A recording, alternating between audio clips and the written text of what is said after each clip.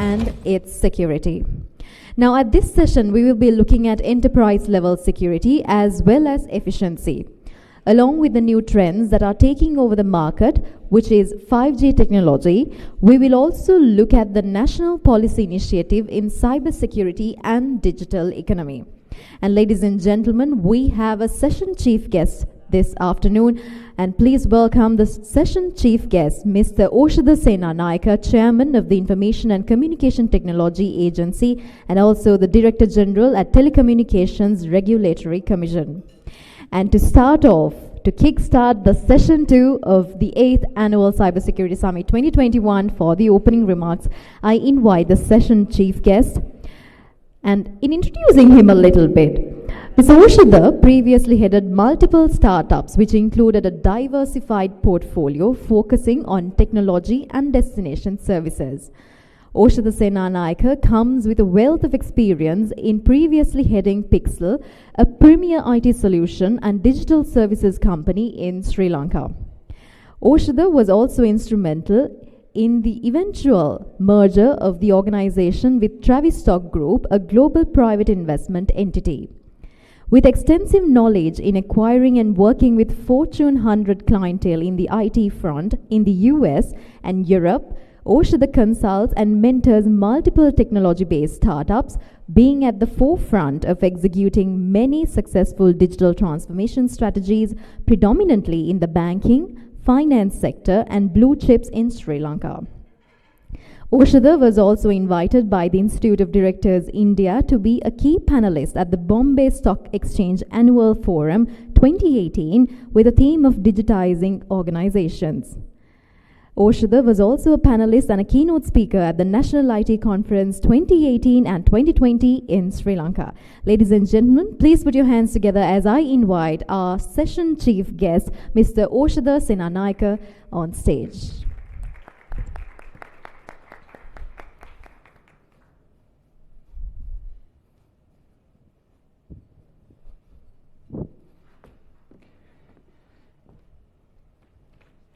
Good afternoon, all.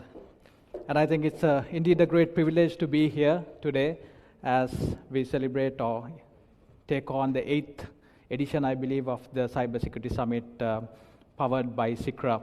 I think it's quite important for us to understand the imperatives of cybersecurity as we, as a country, look at digitally transforming all facets of our lives, whether it's the public sector and also whether it's the private sector in terms of cybersecurity readiness. And I'll give you a thought leadership on why we need to do it as well as we go along.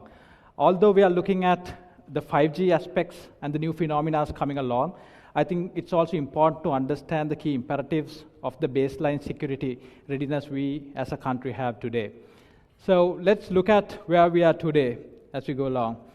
So today, just yesterday, we were celebrating at the Chartered Accountants Institute, looking at the annual report awards.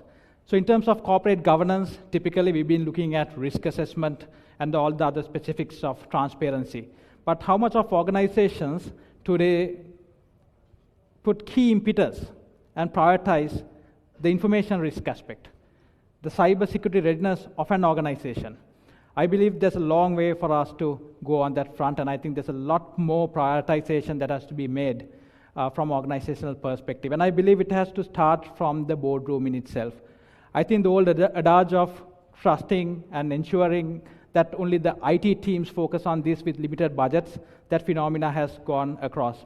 And I think if we don't move over that new concept of ensuring prioritization for this, I think the business in itself is going to face significant risks.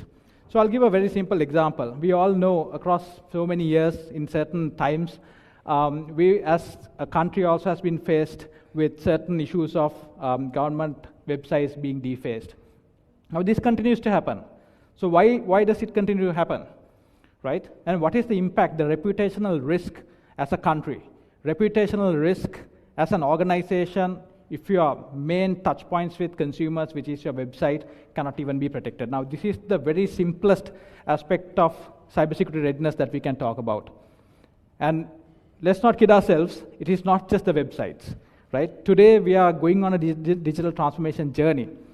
as entities, as we look at the paradigm of the black swan of COVID, what about the application layer? What about the orchestration of other public services that you all use on technology? How resilient are they? So I think what we need to understand over here is the risk of your digital infrastructure is real. Just last year, although it was not documented, there was a listed company that had an attack, a ransomware attack, Revil Isunabaki, right? We had a telco entity that is also under me that faced the same threats. Now imagine the situation if you don't address it. Of course, yes, thankfully on the telco sector it was sandboxed, but in terms of that other entity, close to 500 plus computers, and the literal aspects of data was completely held to ransom.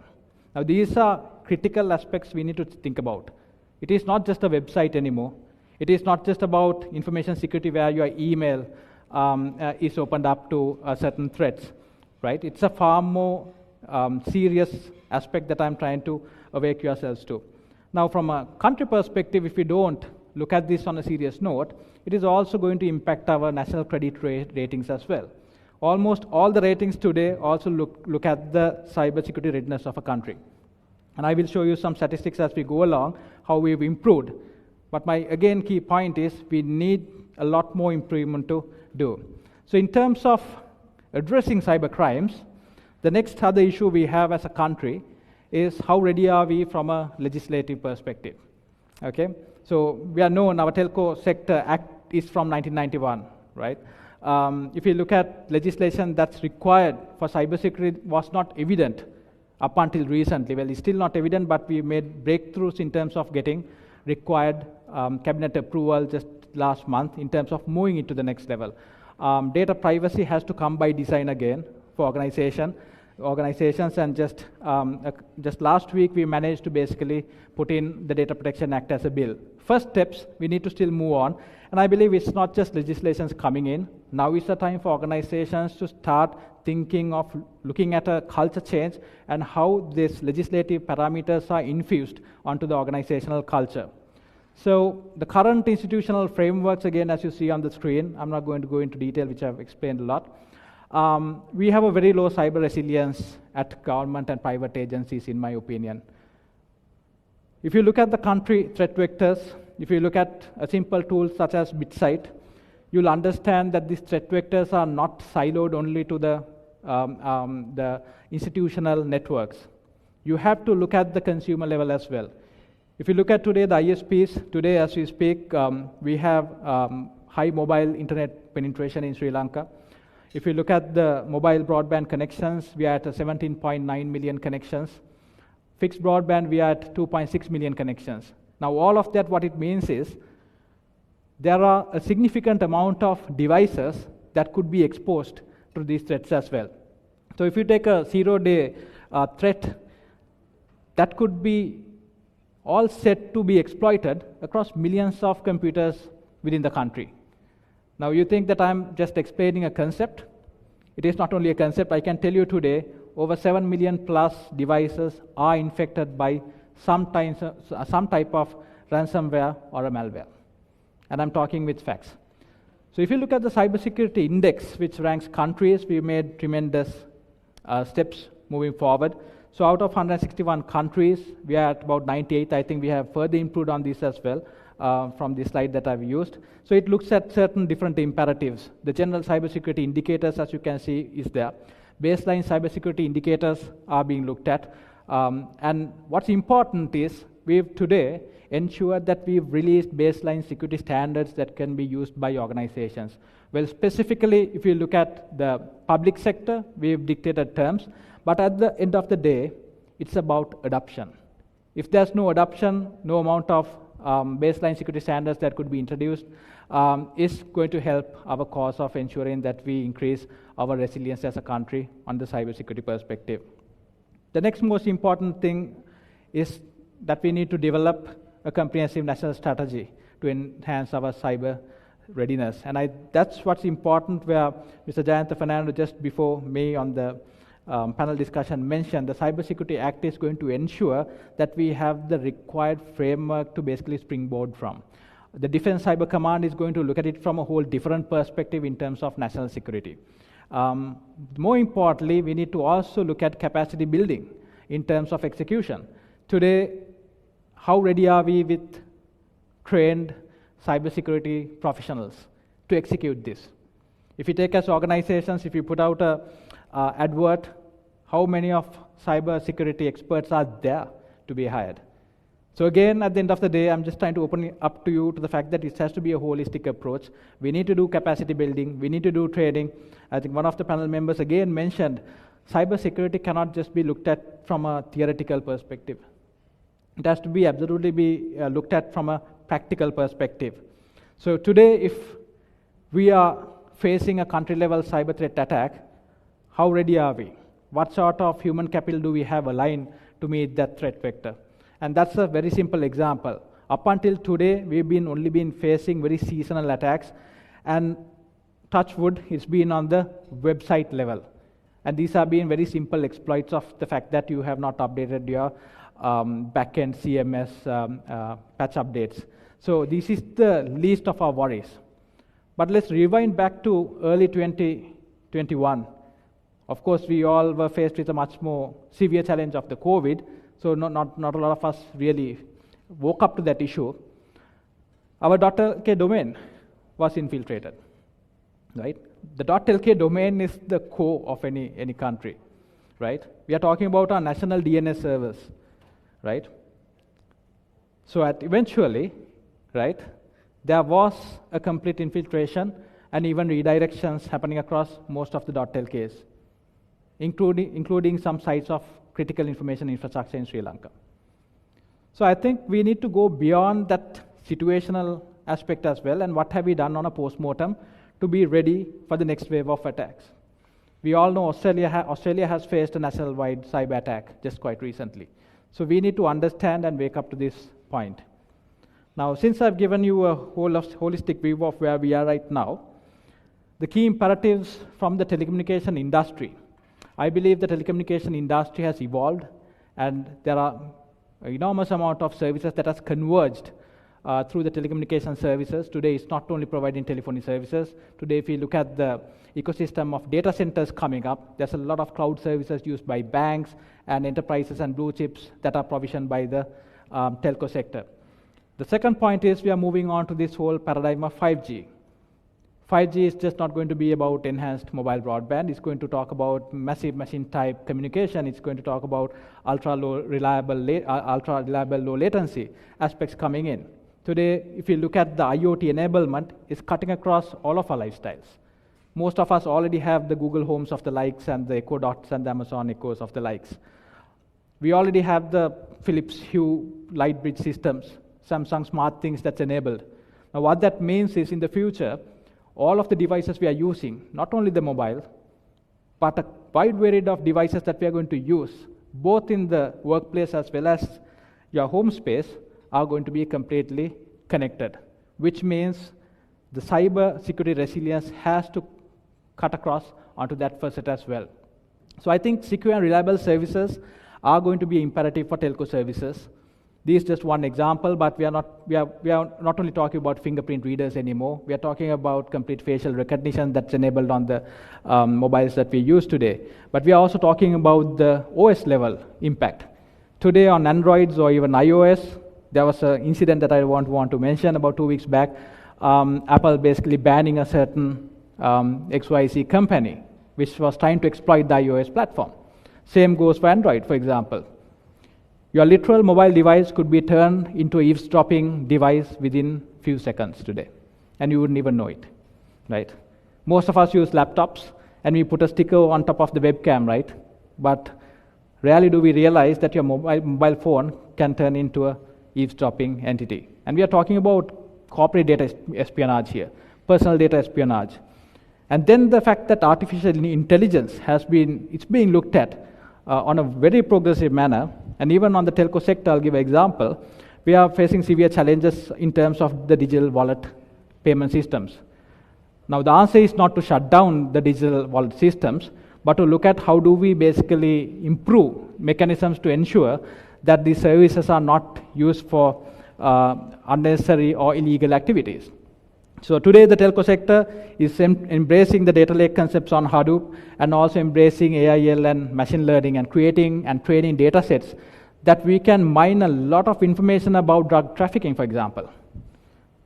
But the next question today is, what are the other government organizations doing about that data that's generated, right? So it's all about information. We can create information based on AI and ML. Today we talked about RPA just early in the morning, or on the morning session. That's RPA is all about repeatable processes and looking at automating them. But today we are going beyond RPA, right? We are talking about intelligent automation. And I believe intelligent automation is a fusion of AI and ML together. So I believe the imperatives for telco sector is phenomenal. I think that's something that we can further discuss as we go along. Internet of Things are going to, whether we like it or not, going to enable all aspects. We are talking about a smart Sri Lanka too in the future. We are talking about smart traffic light systems, car parking systems, and so on and so forth.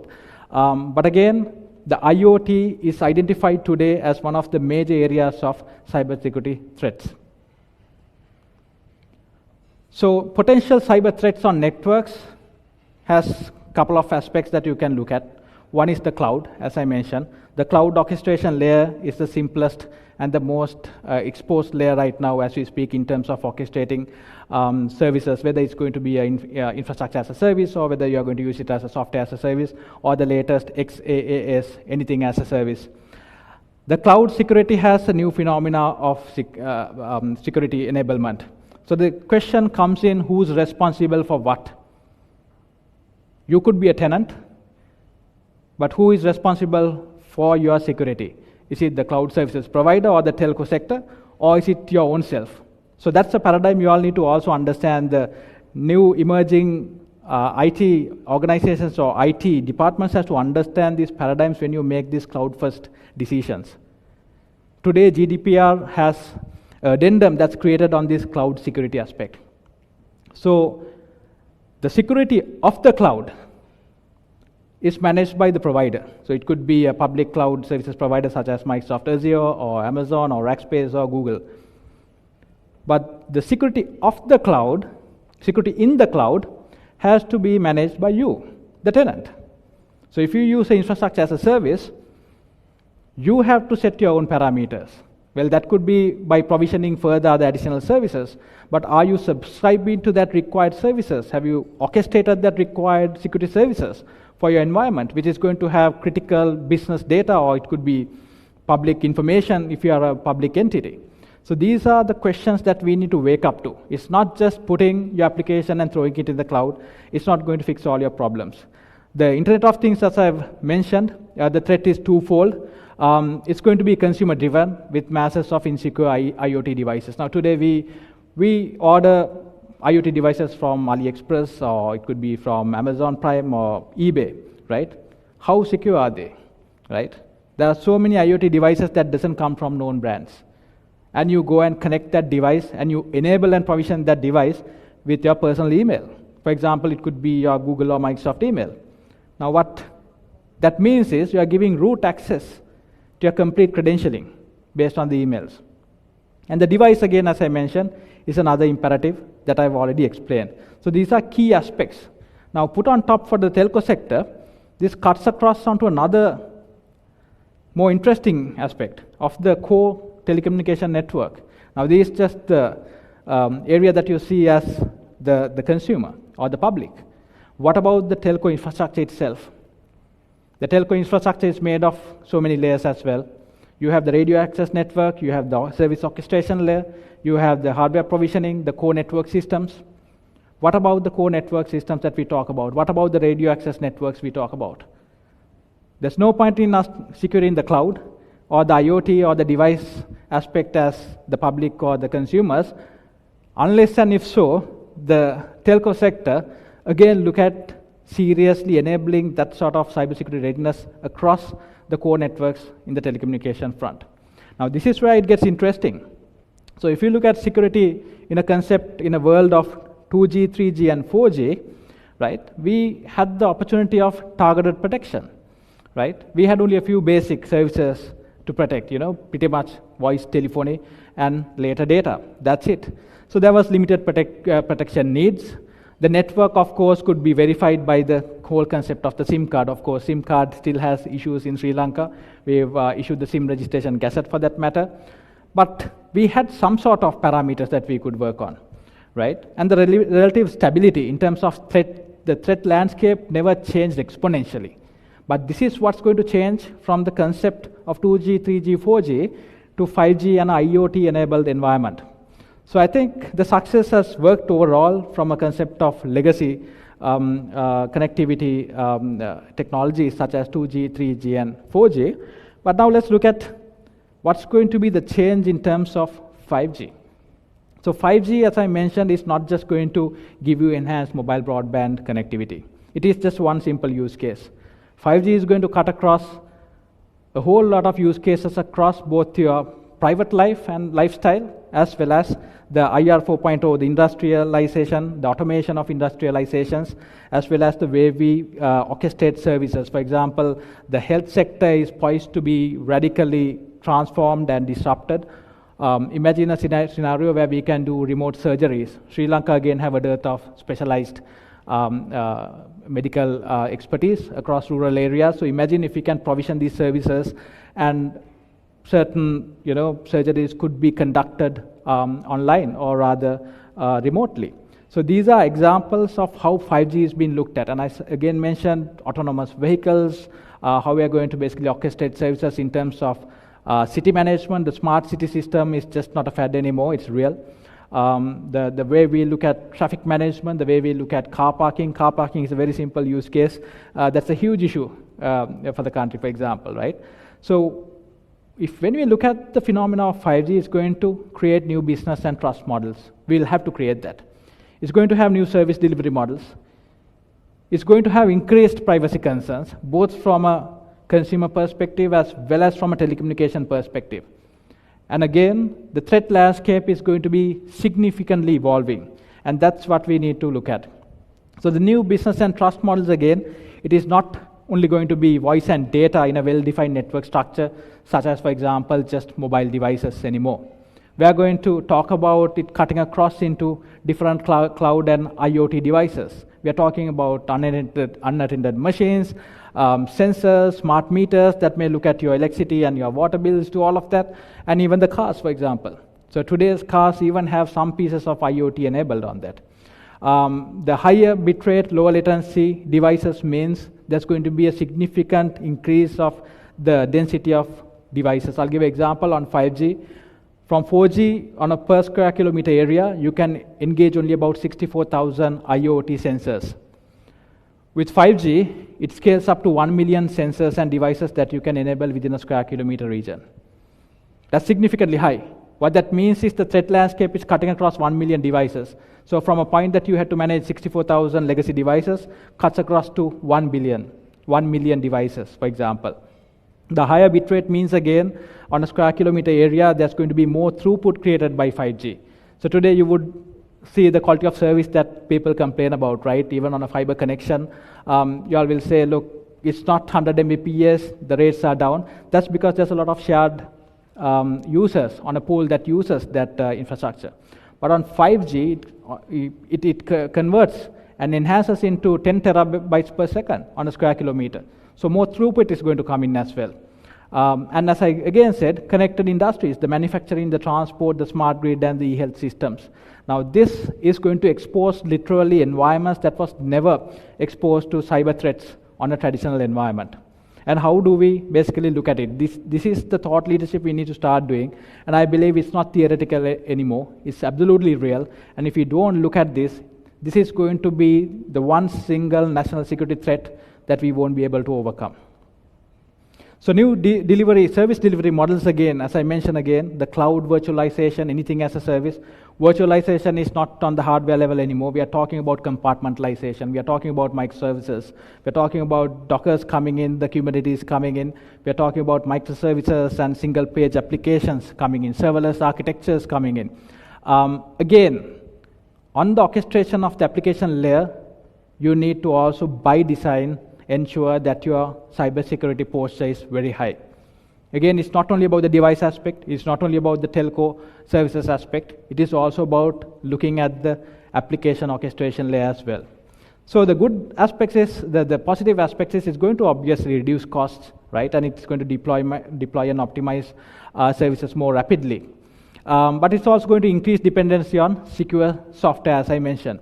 Now, this is the key threat point that we never realized up until today.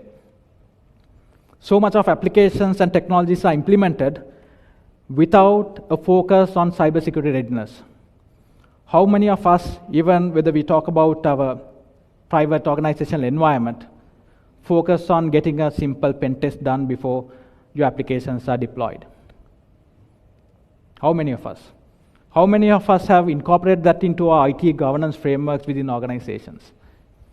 We are talking about absolutely critical business data or public data if you look at the public organizations. Either which way, it's critical. So I believe this is the portion that we need to start thinking about. This is the new paradigm of thinking we need to look at. And it's just not a simple pen test. Right? It has to be embedded onto the process and the SOPs as well.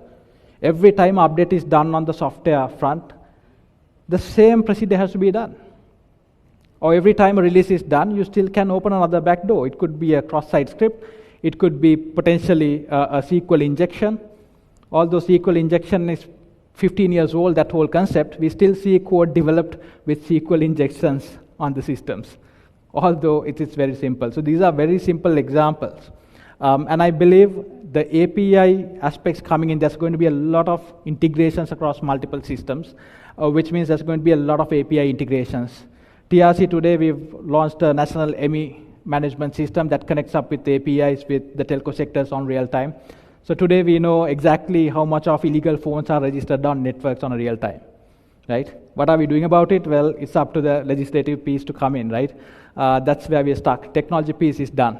So we are crunching 270 plus million records within just a few minutes and knowing exactly. So based on the TAC numbers and ME numbers, we'll know even exactly how many iPhones land into Sri Lanka, which is not registered or TRC registered, for example. How much of Samsung Notes and so on and so forth. So these are examples of integration, but that integration has to be wrapped in a very strong security layer. Or else, this information potentially could be tapped by third-party unverified services, sources.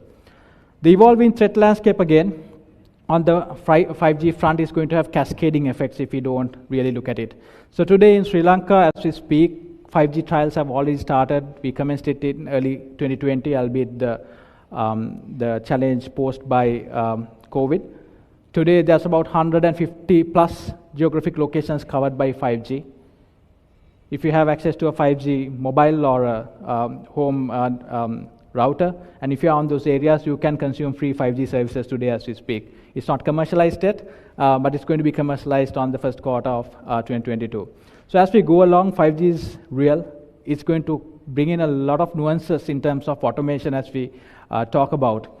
And I believe the 5G networks, which is the carrier of such data across many use cases that I mentioned, it's important that we ensure resilience. So today, the telco industry, what we've dictated terms is that you need to have an agnostic approach in terms of selection of vendors. You cannot just ensure that one vendor creates a monopoly.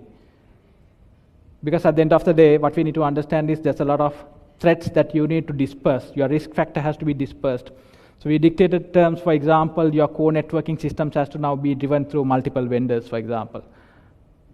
We're also looking at new concepts of RAN sharing, radio access network sharing, ORAN. The ORAN Alliance is a new fantastic phenomena where the telecommunications sector would not be bound to one particular vendor for their radio access networks and their core network communication systems.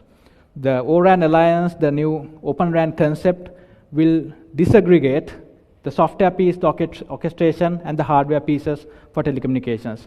So when we do that, we create more resilience from a cybersecurity front. Now these are aspects that we need to look at, and we are looking at. It's got to evolve. There's no silver bullet to it.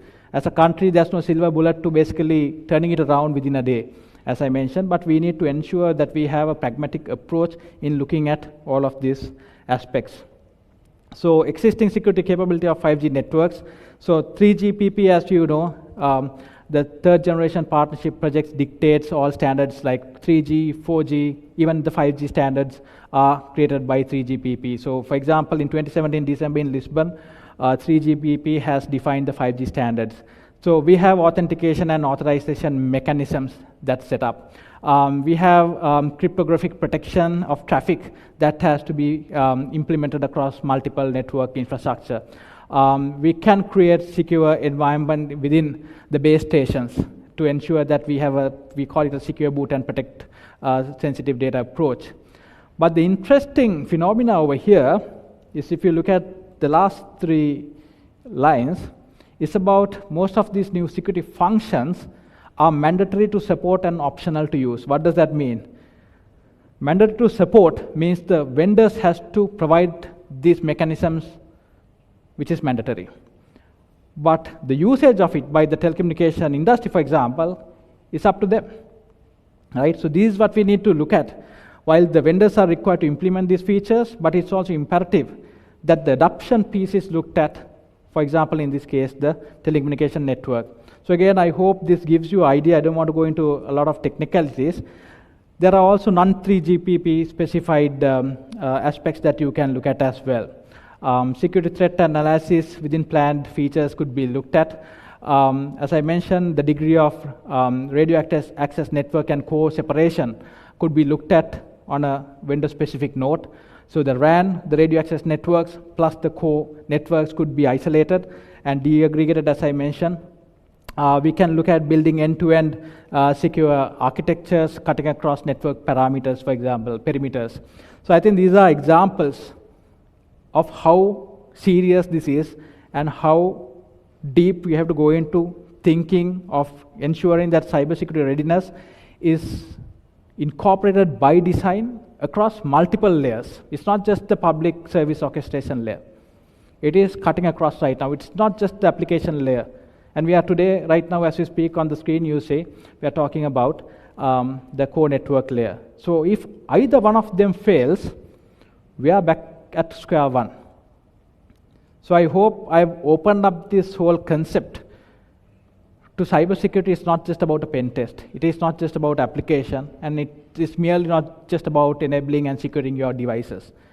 It's got to work across seamlessly and in a harmonized way across all of these aspects. That's what's important.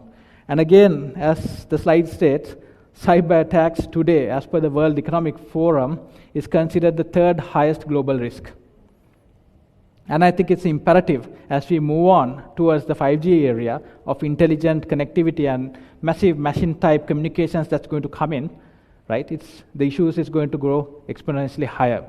So cyber attacks on companies, I'm not going to mention a few, just to wake up to the fact that Singtel in 2018, the Singaporean Prime Minister's health data was also out there. It could happen to us, right? And I'm telling you all today, we are sitting on a cauldron, right, about a burst. So we need to ensure we rapidly deploy. And I believe it's not just merely something that we can do as the public sector only. I think it's got to be a public-private partnership. There's going to be a lot of cohesion within the industry as well, the expertise coming in. And this is another interesting aspect. You go and do a Google. I don't want to go into detail based on my government role, right? The role of the Operation Soft Cell, right? There's been significant leakages of CDRs, call detailed records, of large telecommunication operators across the world. And I'm not talking about 10 years back. I'm just talking about a couple of years back. And this has been propagating for 10 years before it was revealed. So call data records is not just call recordings. It has a lot of metadata that goes out about you. Who you call, what time, where you were, cell data, cell tower data, and all of that. So you can imagine the situation on this front. So these are examples. So if you are watching Mr. Robot on Netflix, the femtocell attacks and all that, these are real. I mean, these are the next level. So today, as you all have a lot of mobile phones today, just imagine one femtocell that I set up over there can intercept all of your data if you don't have that resilience incorporated onto the networks. But that has happened right now, and this is how serious it is. So there are a lot of aspects we need to look at from a country perspective. So we've gone one more step, last but not least. We've talked about the in-country infrastructure, but let's not forget the infrastructure that connects us to the globe. The submarine cable infrastructure for Sri Lanka is key. We have 7 submarine cables that connect Sri Lanka with the globe.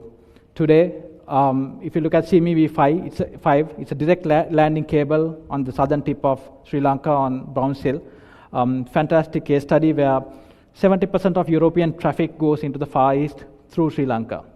So imagine the situation if we don't have a submarine cable resilience program, where we are again. There's no point again looking at from an in-country perspective, but if we again lose our stability on this.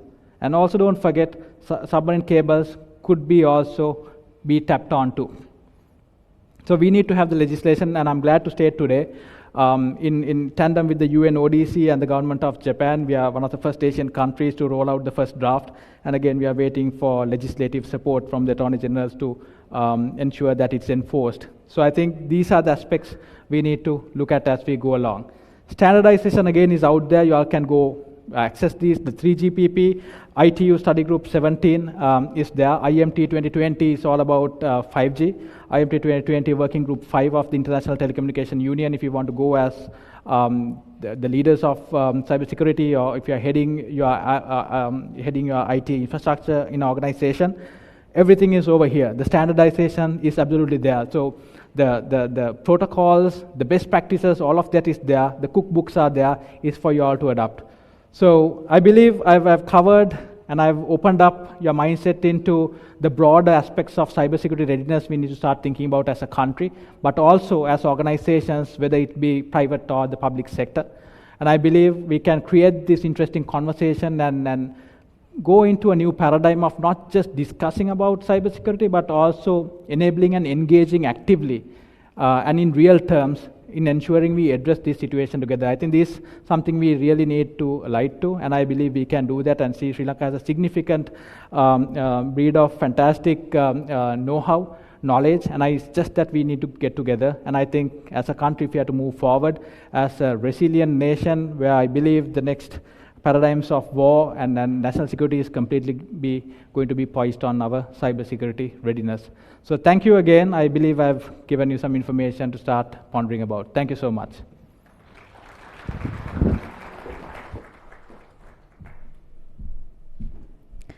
Thank you so much, Mr. Orchestration Senanayake. Ladies and gentlemen, shall we give a good round of another applause to him, the Chairman of the Information and Communication Technology Agency and also the Director General at Telecommunications Regulatory Commission. I think he laid a good foundation for our second session at the summit today, which is we're talking about network security standards and compliance, 5G technology and its security. With that, ladies and gentlemen, we are now ready to move into our keynote speech this afternoon. And joining with us virtually is the Head of Technology, APAC GSMA, Mr. David Turkington. He's joining with us virtually all the way from Hong Kong. And in introducing him a little bit, he has worked in mobile networks engineering for over 35 years. His experience includes standards, rollout and optimization, networking and security, analytics and machine learning. He began at the Mobile Systems Division, British Telecom Research Laboratories in Martlesham Heath, UK. He has been in Hong Kong for 28 years, specializing in network engineering for network operators, system integrators, and equipment vendors, most recently as Director of Technology for Pixel Networks, an IoT solution provider in APAC. At GSMA, he is responsible for coordinating various mobile industry technology initiatives, including 5G, AI, and IoT in the APAC region. David is a member of the Institute of Engineering and Technology and a chartered engineer. Ladies and gentlemen, please put your hands together as I invite Mr. David Turkington to join the discussion today. Thank you very much. distinguished guests, ladies and gentlemen. It gives me great pleasure to introduce myself and GSMA to you all and tell you about the NESIS initiative, the Network Equipment Security Assurance Scheme that was born out of many of the problems that were just mentioned, or tries to address some of the problems. So let me just change my screen here and get started. So I have this ghostly appearance in the background. So skipping past my CV, which you just heard. So we're going to talk about the supply chain. This is sort of one of the things that is often mentioned as an issue. And most recently, we've had the Suez Canal accident where the boat collided and blocked the Suez Canal. We've had COVID. We've had the chip shortage going on right now. We've had labour shortages. We've had lockdowns and the unintended consequences of those. And I think earlier speakers mentioned, some of the side effects of this is some people didn't. The cyber attacks increased during this time because people weren't in the office and weren't paying attention, perhaps, or weren't able to pay attention. We had Facebook locked out of their own offices for a while, so embarrassingly so. So this is the sort of thing that we talk about a little bit. So supply chain is the whole range of activities that makes a product come to life. So what we're trying to do is take into account the cybersecurity and physical threats, the volume and complexity of threats from hackers, nation states, and is just increasing, and also just finger trouble where someone makes a mistake configuring a router and then the whole network goes down, aka Facebook. So, and what is the motivation behind these people to sometimes to steal information, steal money, or to monitor what competitors and challengers are working on, and maybe reputational damage as mentioned earlier as well. So, attacking the supply chain of a country or a network operator or a company is a key thing to start getting a foothold in to do more attacks.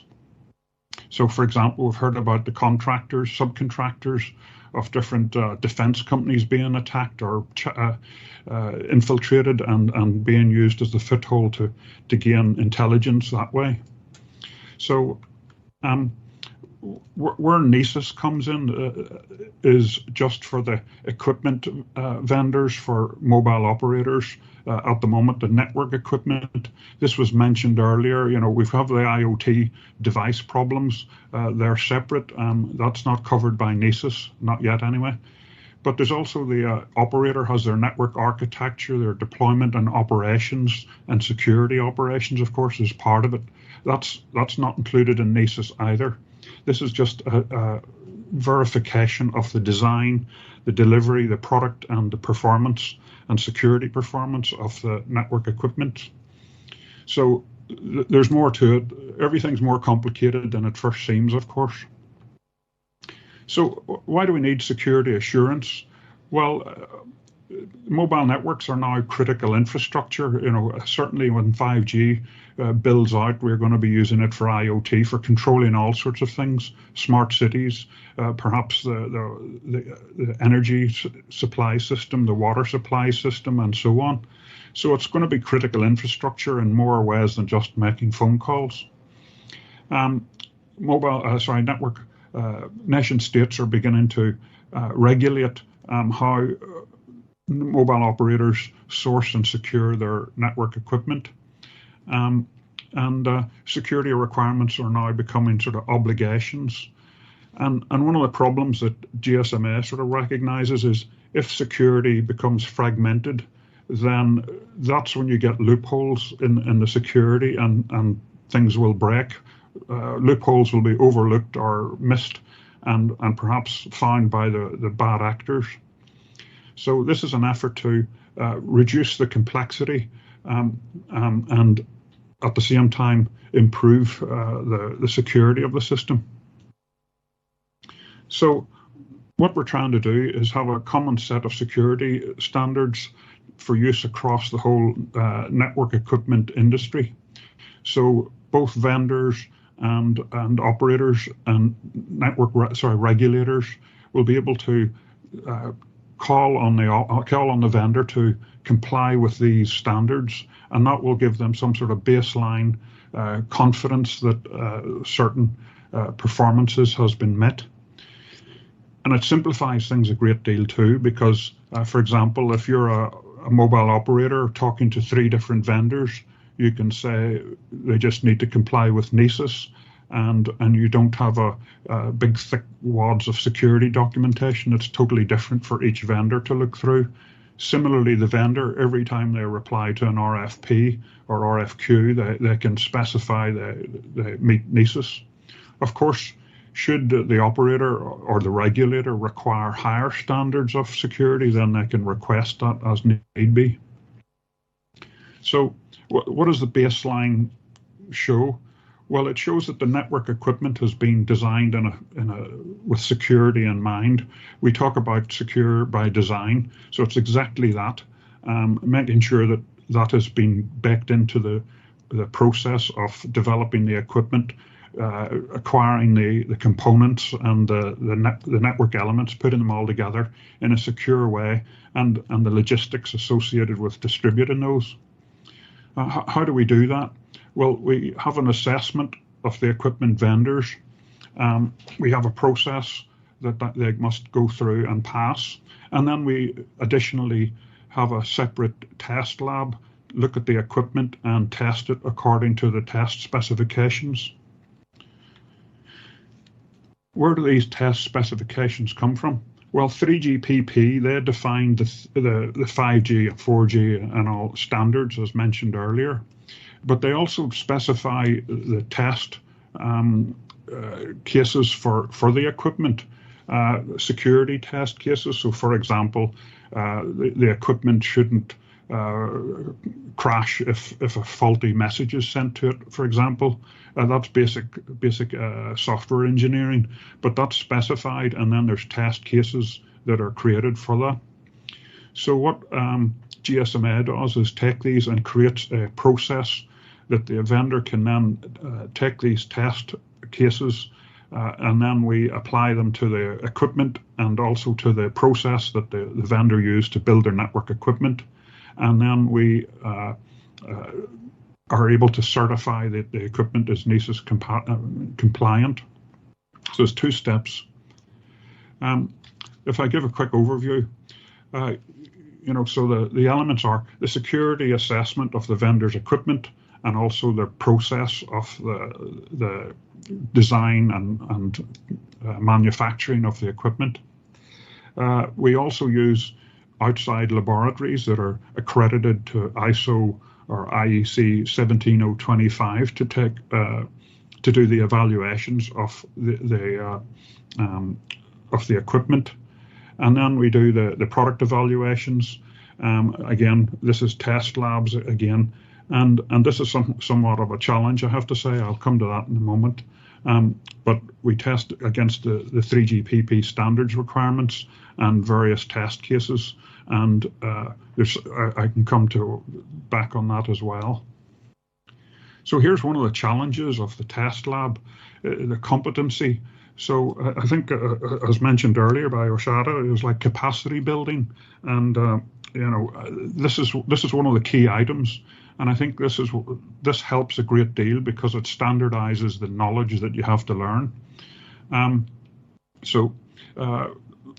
What the test lab must do is understand what NESIS is about, the methods and the principles of it. We have to understand the relationship between 3GPP security documents and the NESIS processes. And as I mentioned here, of course, you have to be able to do the testing and process evaluation of the vendor, but you also have to have competency in the mobile networks. So that's really the bottom thing. These test labs maybe aren't necessarily testing telecom equipment from mobile operators day in, day out, And so this is quite a challenge. So not only have they to understand the specifications and the security, they also have to understand mobile network architecture and interfaces and so on. So this is sort of one of the big challenges of the labs to be able to do their work. The NESIS documentation is freely available from the GSMA website. The link's at the bottom there, but I'm sure Google will find it too.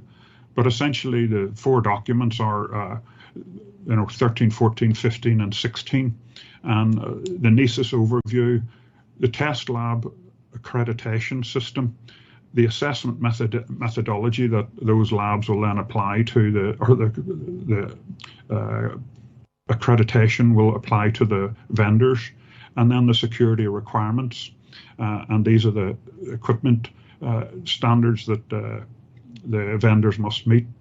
So all of this documentation is freely available from GSMA, and I invite you to download it and read it. It's quite comprehensive, I have to say. So the current status is, and even this might be wrong because things have been happening as we're coming out of the lockdowns and COVID time. There's been several process assessments. So these are the end-to-end manufacturing processes of the different vendors. I believe Samsung is the most recent one to be accredited. So there's 5 vendors on there already. But that accreditation will apply to one particular line of base stations, and the standardization and the version control. It's like the accreditation will apply to certain versions of the software, for example, or the hardware. But if they get too deviate from the original assessed version, then it may have to be reassessed or rechecked. So that's something that happens. Details of all the auditors, the processes and products are all on our website. You can find a link there. And so now we're doing some product evaluations as well. So this will be ongoing because it takes some time to do this product evaluation. And as I mentioned, because of the lockdown, the process evaluation was very difficult to do because of the travel restrictions and so on. So the test labs, these are the people who will test the equipment. You can see there's several countries involved from all over the world, many in the region as well. And so these guys are all looking for NESIS recognition. 7 labs have been recognized already. I give 4 of them below. And they're around the place. I think Palindrome and DECRA were the first 2, and SGS is the most recent one.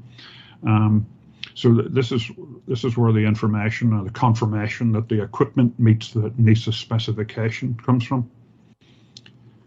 So just to sort of round up on this, NESIS covers the vendor processes. So it makes sure the vendors comply with basic security standards of secure by design, making sure their supply chains are not compromised, so you don't have fake chips coming into the equipment, which happens very easily if you know about the FTDI serial chip, where Microsoft bricked loads of equipment because it was pretending to be the fake chips were pretending to be real, and their driver was able to identify that and stopped it.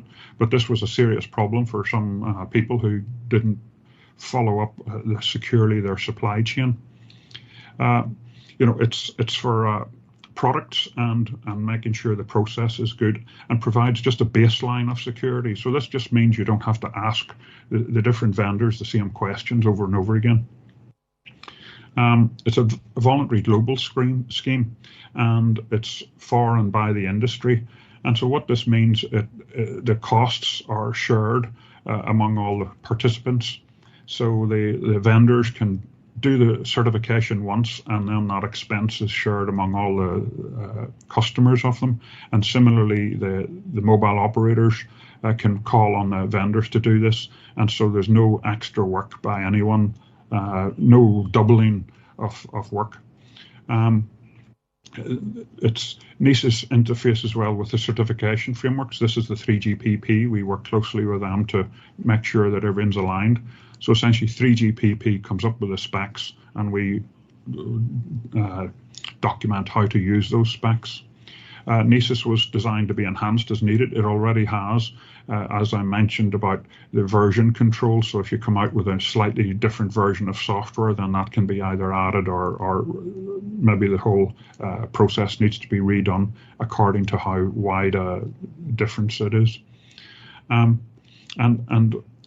key to all of this is the avoiding fragmentation and the conformance. So if every country has different standards, this is a recipe for allowing mistakes to creep in and exploits to remain, closed or open to others. So this is one of the things. And what GSMA would like to call upon, the operators to require their vendors to be NISIS conform. And similarly, regulators can ask the vendors and the operators to be NISIS compliant. And in the future, we can see the scope of NISIS broadening to be more than just mobile network equipment. So it could be processes and so on of other IT support systems that are used in mobile networks.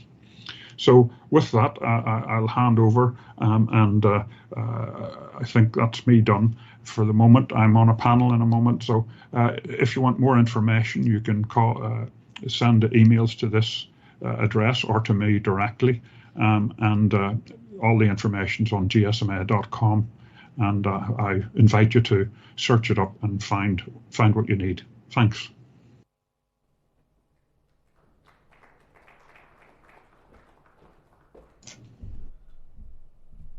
I think, ladies and gentlemen, he deserves a better round of applause, being the keynote speaker, Mr. David Turkington, joining all the way from Hong Kong, Head of Technology, APAC and GSMA. Thank you so much, sir, for joining with us today.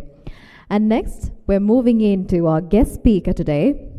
He is none other than Dr. Kanishka Karanasana, Head of Research, Policy and Projects, SL CERT. In introducing him a little bit, he was instrumental in developing the National Information and Cybersecurity Strategy of Sri Lanka Information Security Policy Framework for Government and designing key national cybersecurity projects. He holds a PhD from RMIT University, Australia, a master's degree in IT from Charles Sturt University, master's degree in project management from the University of Moratuwa, Sri Lanka, and he also has a BSc degree in Computing and Information System. Ladies and gentlemen, please put your hands together as I already have Dr. Kanishka Karanasana on stage with me.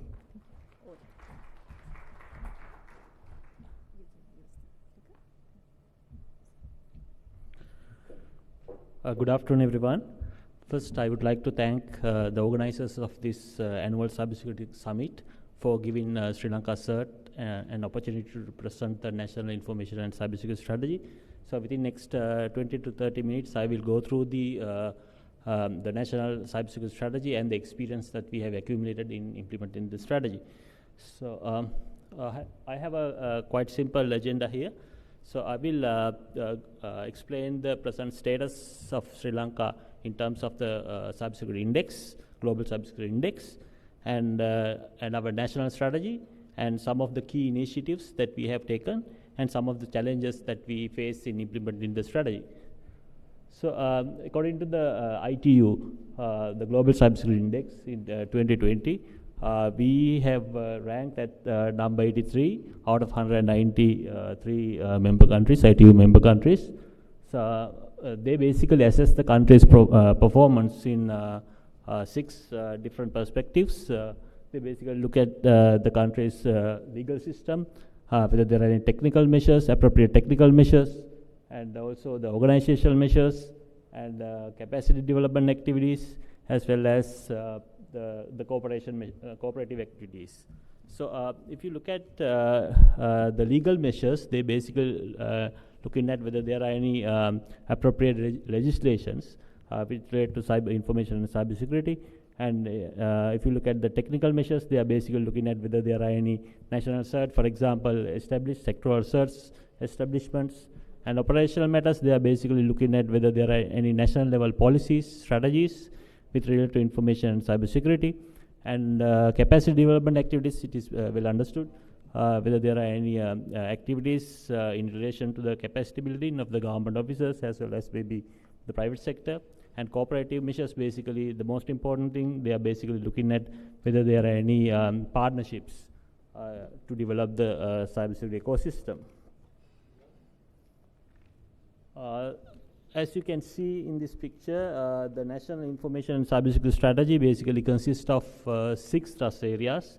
The first one is the governance structure, the establishment of a governance structure.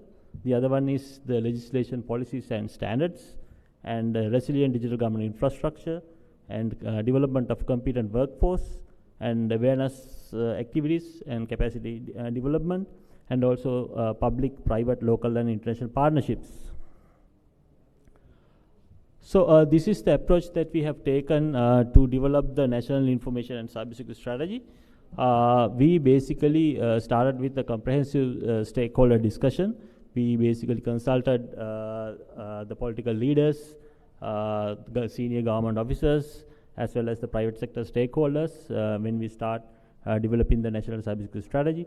Then we also reviewed the literature, basically the national strategy is developed in other countries, like we have reviewed the Singapore strategy, UK strategy, and Korean strategy. So based on that, we drafted our National Information and Cybersecurity Strategy. So there, once we drafted it, we presented the strategy to a wide range of stakeholders. We presented to the critical information infrastructure providers, academics, ISPs, law enforcement authorities, and we got their feedback. And based on that, we drafted the strategy. Then, since it's a national strategy, we had to obtain the public consultation. So we translate the strategy into all 3, Sinhala and Tamil language, and we published the strategy in the national newspapers. So we received comments, and then finally we got the Cabinet of Ministers approval to implement the strategy. So the national strategy, basically, I mentioned there are 6 key thrust areas. The first one is the establishment of a governance framework which oversees the implementation of the National Cybersecurity Strategy. There we are basically focusing at the establishment of the Cybersecurity Agency. So the CERT was already established. It is established in 2006 under the ICT agency. So it was actually initially funded by the e-law program of ICTA. So CERT is there. And the establishment of Cybersecurity Agency is another initiative that we have in our National Cybersecurity Strategy. The thing is, like, as you know, that the traditional CERTs, basically, they function as incident response team. They don't have adequate powers to implement a national strategy which cut across multiple sectors of the country. So we need to have a more powerful agency. So the proposed cybersecurity agency would be the apex institution for all cybersecurity matters. So that agency would be established by Cybersecurity Act. At the moment, Cybersecurity Act is drafted, and we are basically getting the we have to get the Cabinet of Ministers approval for that, and we have received the approvals, but we are in the process of accommodating the suggestions given by the Cabinet of Ministers. And this agency have several very important powers. It has the authority to implement the National Information and Cybersecurity Strategy, identify the critical information infrastructure, and take appropriate measures to protect the critical information infrastructure, and also to develop guidelines, standards, and policies. And also it has powers to establish sectoral certs if there are any such requirement. So this cybersecurity agency, the focus of the cybersecurity agency, basically it has a civilian focus. It will not focus on the military aspect of the cybersecurity. The military aspects of the cybersecurity will be handled by a separate act called Defense Cyber Command Act. So there will be a separate agency to look after the military matters of the cybersecurity. So the second thrust area of our National Information and Cybersecurity Strategy is the development of laws, policies, and standards. So our strategy is to create an appropriate regulatory framework for securing individuals and organizations in the cyberspace, and for strengthening the prosecution support for border and cyber offences through introducing relevant legislation, policies, and standards. So I mentioned about the cybersecurity bill. It's a kind of an administrative act. Primary objective is to implement the national cybersecurity strategy and establishment of the cybersecurity agency, as well as to protect critical information infrastructure.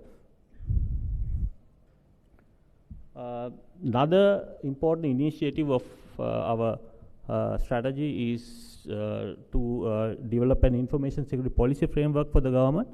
So we have already developed an information security policy framework for the government based on the ISO 27000 standards as well as NIST standards. So the information security policy framework basically consists of 4 components. The first one is the information security policy. We have already drafted the information and security policy. We are planning to get the cabinet of ministers approval to implement the strategy. And also we have developed minimum information security standards, and we have already circulated this minimum information security standards for government organizations. And also the information security implementation guide. The issue is like today we don't have enough we don't have enough materials for government organizations to read and understand and so forth. So we have already developed information security implementation guide, and also an assessment tool, because once the information security policy is adopted and the minimum information security guidelines are adopted, we need to have a mechanism to assess the readiness. For that also we have developed an assessment framework.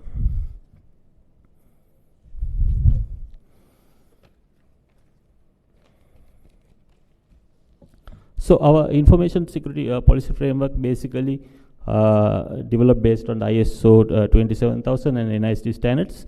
So it's basically have these 5 functions, and its coverage is basically we are basically looking at the governance structure of the organization with respect to information security, and we have issued guidelines to identify organizations' important information assets.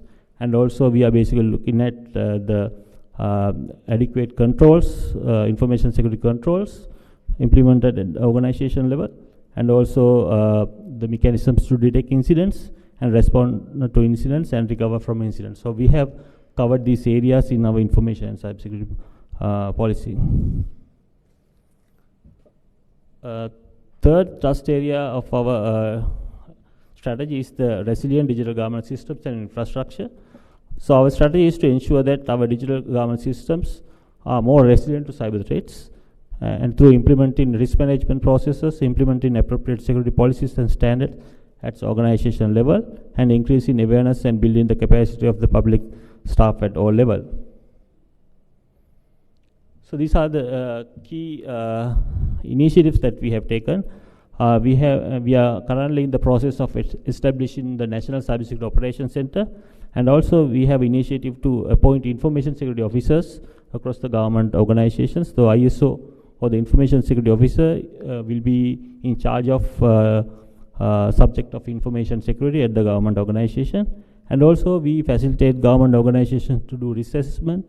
We do vulnerability assessment and penetration test, and we facilitate law enforcement authorities to conduct forensic investigations. And also we develop information and security policies and actions plan for government organizations, and also we conduct cyber drills with the support of sectoral certs and some other financial institutes.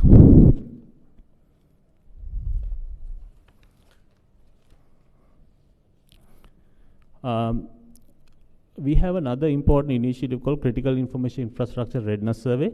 The primary objective of this survey is to understand what are the critical information infrastructure of the country. To do this, we initially surveyed about 60 government organizations to understand what are the critical services, and within these critical services there are critical information infrastructure. So we did another survey to understand what are the critical information infrastructure, and within this critical information infrastructure we basically assess the technologies, what are the technologies that they have used. We have looked at the people factor and so forth. And also we are planning to provide recommendations to these agencies to improve their cybersecurity readiness. So this is the survey instrument that we have deployed to understand the critical infrastructure of the country. So we basically looked at, for example, if a particular service is not available for a certain period of time, how it is going to affect the population. Then we have another parameter, if a particular service is not available for a certain period of time, whether it is going to affect some other systems.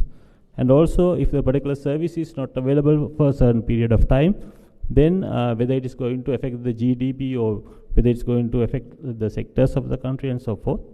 And also, if the service is not available for a certain period of time, we looked at whether this service would create some impact for the public health and safety, and also national security, and so forth. So by analyzing this data, we understand what are the critical services, and we collected data about the critical information infrastructure, which basically run these services. And this is the readiness assessment, the survey questionnaire that we have deployed to assess the readiness of the critical information infrastructure. So development of competent workforce is also a critical thrust area of our national information and cybersecurity strategy. We basically did a survey to understand the government officers' information and cybersecurity readiness. We surveyed about 3,500 government officers across the country, which basically consists of 336 government organizations. We found that government officers' cybersecurity readiness is relatively low.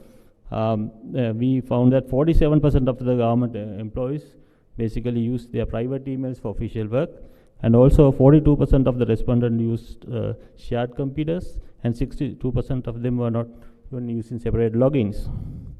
And also 22% of the government officers basically share password with co-workers. These are just a few statistics, but we have collected a lot of data on that. So we found that government officers' information and cybersecurity readiness is relatively low. To address that, we have planned several capacity building activities. I will explain these things later. And also we looked at the learning opportunities for government officers and for the school leavers, and we found that there is a lack of opportunity for school leavers and also the government officers to develop their capacity in cybersecurity. To address that, we have already signed an MOU with the Vocational Education Commission to develop NVQ standards for cybersecurity. We have already developed NVQ level 5, and it has been validated by the NITA, and we are currently working on NVQ level 6, which is a higher national diploma in cybersecurity. And capacity building of the government employee is also another initiative that we have.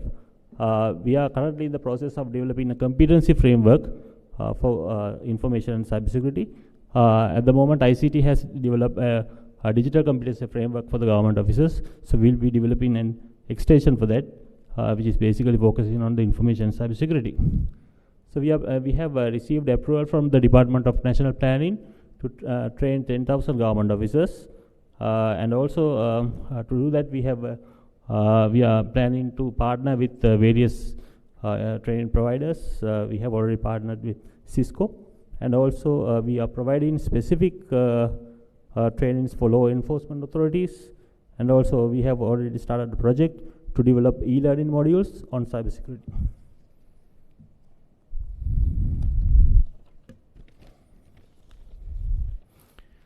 So raising awareness and empowerment of citizens also important. So our strategy is to raise the awareness among the citizens about the risks of cyberspace and build their capacity to protect their identity, privacy, and economic assets in the cyberspace. So we have taken several initiatives under that. we have already established a cybersecurity call center, and we do a lot of awareness campaigns at schools, and also we use social media to increase the general public's awareness on information in cybersecurity. And also we have developed a web portal called onlinesafety.lk, where we provide information for general public, businesses, and government organizations on various aspects of cybersecurity. This website is developed in all 3 languages. It's already hosted. So the 6th thrust area of our national information cybersecurity strategy is the development of public, private, local, international partnerships. So our strategy is to develop a mechanism for cooperation extending beyond the government agencies to public-private collaboration and local international collaboration in developing the cybersecurity ecosystem. So under this, Sri Lanka's CERT is a member of FIRST and also the AP CERT, and we basically partner with industry to jointly improve detection, prevention, and response and recovery capabilities. And also we work with various non-for-profit organizations to develop basically the capacity of the government employees, as well as to deliver some trainings or awareness sessions for general public.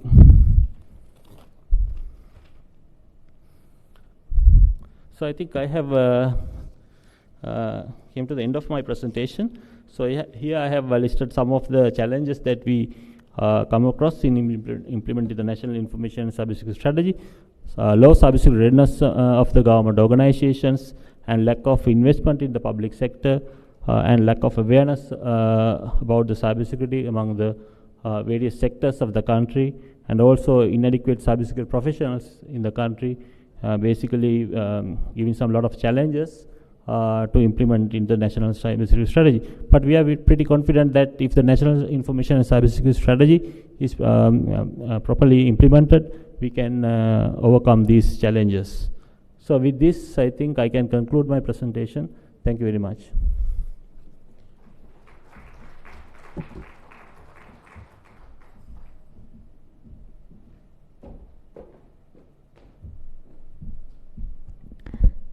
Thank you so much to our guest speaker today for the second session, Dr. Kanishka Karanasana. Thank you so much. And with that, ladies and gentlemen, we are now ready to move into our engagement session, which is a panel discussion. And for the panel discussion, I would now like to invite the 3 speakers, first of all. Before that, I would like to request the hotel staff to set the stage up for the panel discussion.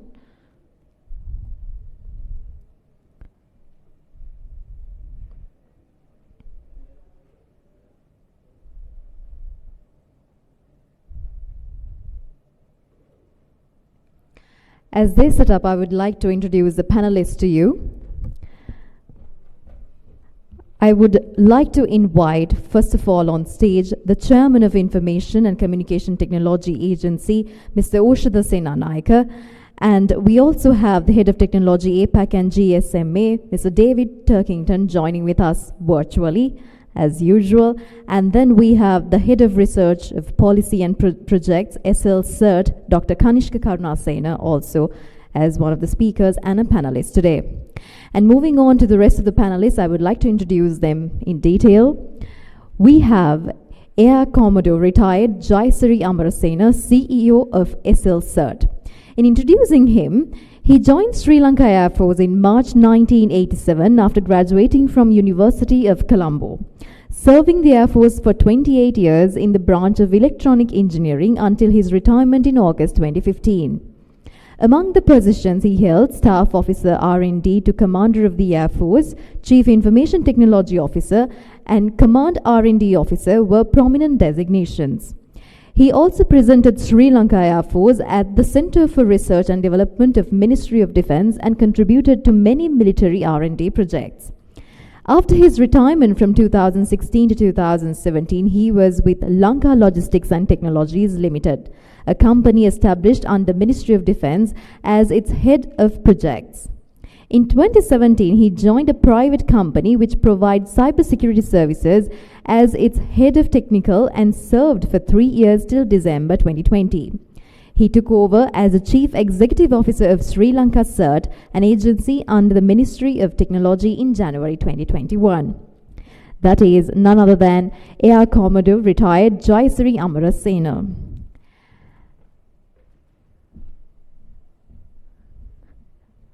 And moving on, introducing the next panelist as the stage is being set up at the moment. I would like to introduce the next panelist, Senior General Manager, Network and Services Assurance at Dialog Axiata PLC, Mr. Ruchira Yasaratna. He leads the core network operation function of the Dialog Group. In addition, he is acting as Chief Information and Security Officer of Dialog. His portfolio spans the development and operation of core networks, cloud networks, and service assurance of Dialog Group's mobile, broadband, fixed line, digital television, and international telecommunications infrastructures. Ruchira joined Dialog Axiata in 2002 and holds a Bachelor of Science degree in Electronic and Telecommunication Engineering from the University of Moratuwa, Sri Lanka, and also Master of Science in Telecommunication Engineering from University of Manitoba, Canada. He is a member of the Institution of Engineers of Sri Lanka. And that is none other than the Senior General Manager, Network and Services Assurance at Dialog Axiata PLC, Mr. Ruchira Yasaratna. And moving on to introduce the last panelist this afternoon for this second session, Senior General Manager, Enterprise Risk and Information Security, Mobitel Private Limited, Jeeva Padma Sandagomi. And introducing him, he is an IT and risk management professional with over 20 years experience in the ICT industry. Sandagomi was the founder president for Sri Lanka chapter of ISC2, as well acclaimed global professional body for cybersecurity professionals. Recently, Sandagomi was awarded as the CISO of the Year by the Computer Society of Sri Lanka at the National ICT Awards 2020 ceremony. Sandagomi is an engineering graduate from Moratuwa University, a chartered engineer, and holds an MBA in Management of Technology. And further, he is also a certified information systems auditor, a certified information systems security professional, a project management professional, and also a certified management accountant Australia.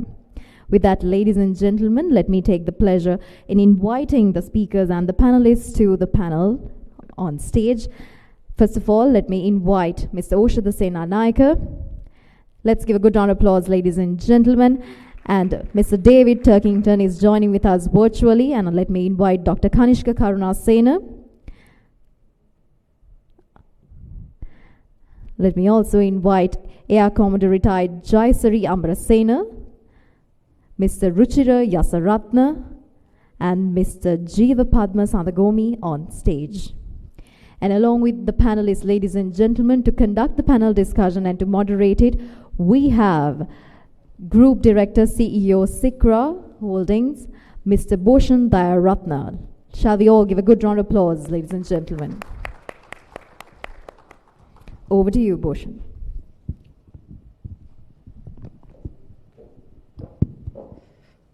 Thank you.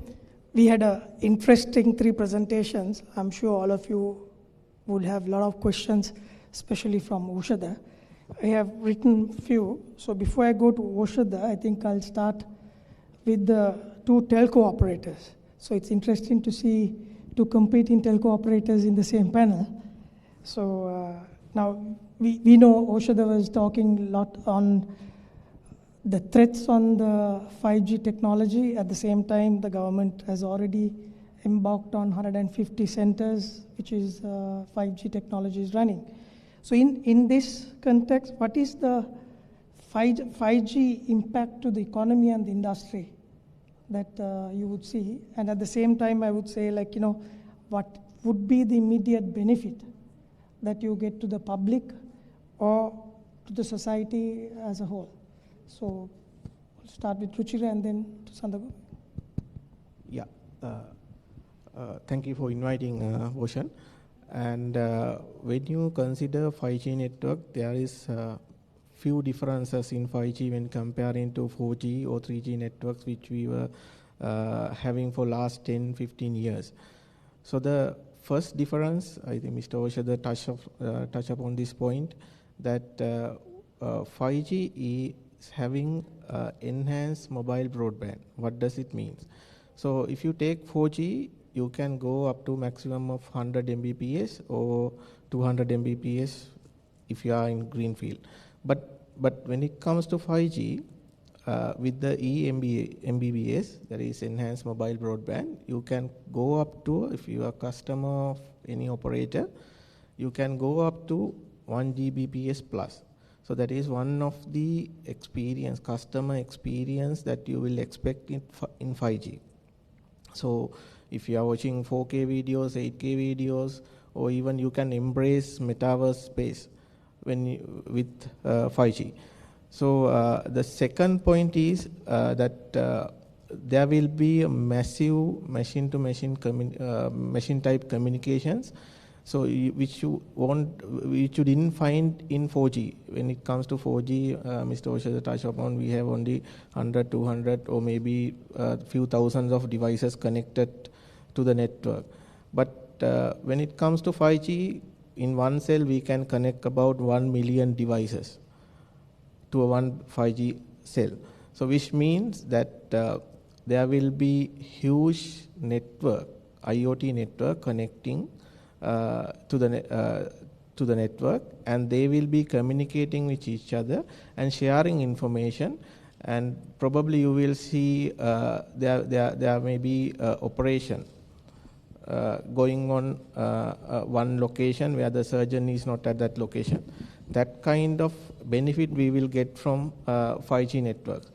So the third point that we get on top of 4G in 5G is the ultra resilient, that is and low latency communication, which means that if you take 5G network, it is 5 nines reliable. So if you are doing an operation with a doctor, that you don't take any risk, right?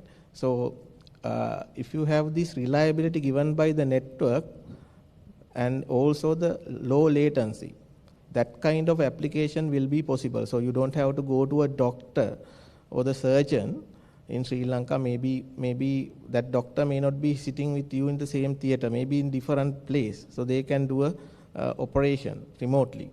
So those are the immediate benefit that you can get. But as phase 1 in Sri Lanka, most probably you will experience the higher throughput data in Sri Lanka, because last 1.5 years we know that we had a lot of challenges in broadband in Sri Lanka. So there are a lot of bandwidth crunch, and that will be easing up next year with the issuing of the 5G licenses. But keep in mind, you should be having 5G capable devices or 5G capable routers with you to experience this kind of speeds. Thank you, Richard. Yeah, okay. So Bhushan, I think it's a good question to start, understanding and discussing about the benefits of the 5G to the public, to the society in large, and so on. So if I take 5G itself, I think Mr. Oshada also touched upon, 5G is not the mere extension of 2G, 3G, and 4G technologies that we have been embracing in Sri Lanka as well. It's a completely new technology phenomena, and that's why it's called new radio as well. Because from the technology perspective, it's completely a different architecture, and the service delivery terms also, it actually brings a lot of array of services to the community. So as I think Ruchir also mentioned about its salient features like high bandwidth capacity, the low latency, and massive machine communication capabilities, it open up a range of services to the entire industries and the society as well. So if you take the impact on the public as well as the society, we know before moving to that time, I think I should mention the eminent science fiction writer and the scientist Mr. Arthur C. Clarke in 1960s actually mentioned quite relevant phrase. He once said that do not commute but communicate. That statement was given by late Arthur C. Clarke in late 1960s, I think almost 8 decades ago. In my view, I think that phrase is more relevant to today, or today context. Even we have been suffering from a pandemic situation, whereas the mobility restriction has been imposed, where the importance of the communication is being imperatively understood by the entire society in large. In that context, the 5G also bringing us a lot of value addition to the society. So we see due to the COVID disruption, the entire digital disruption actually boosted, right? It's actually said in a lighter note that the main catalyst for the digital disruption was the COVID pandemic situation. In a similar manner, I believe the 5G will be a launching pad in this context, because it provides a lot of technology platform to the most of the services that which society currently need at large to deliver to the society. So if I take especially the fixed wireless access to the communities, the rural community as well as the urban communities, today we need a proper fixed wireless access, which currently being delivered through the fiber networks. But the fiber networks, of course, it has inherent challenges, laying cost and maintenance and so on and so forth. But when you advent the 5G capabilities to that architecture, it will very cost effectively and smoothly deliver that benefit to the household as well as the corporate sector. So likewise, there are a lot of services, whether it's manufacturing sector, whereas we see automated synchronized robots are being implemented with the 5G capabilities. Then the autonomous vehicles is a new boom which actually been enabled through the 5G technology. And then the health sector, as Ruchira mentioned, telemedicine or the remote surgery capabilities and so on, with the low latency capabilities can be leveraged. So there are a lot of value additions can be driven through the 5G to the society today, Bhushan. Yeah. Thank you. There are a few more questions on the 5G, which I'll come to you a little later. I'd like to take questions ask a question from Jayasiri.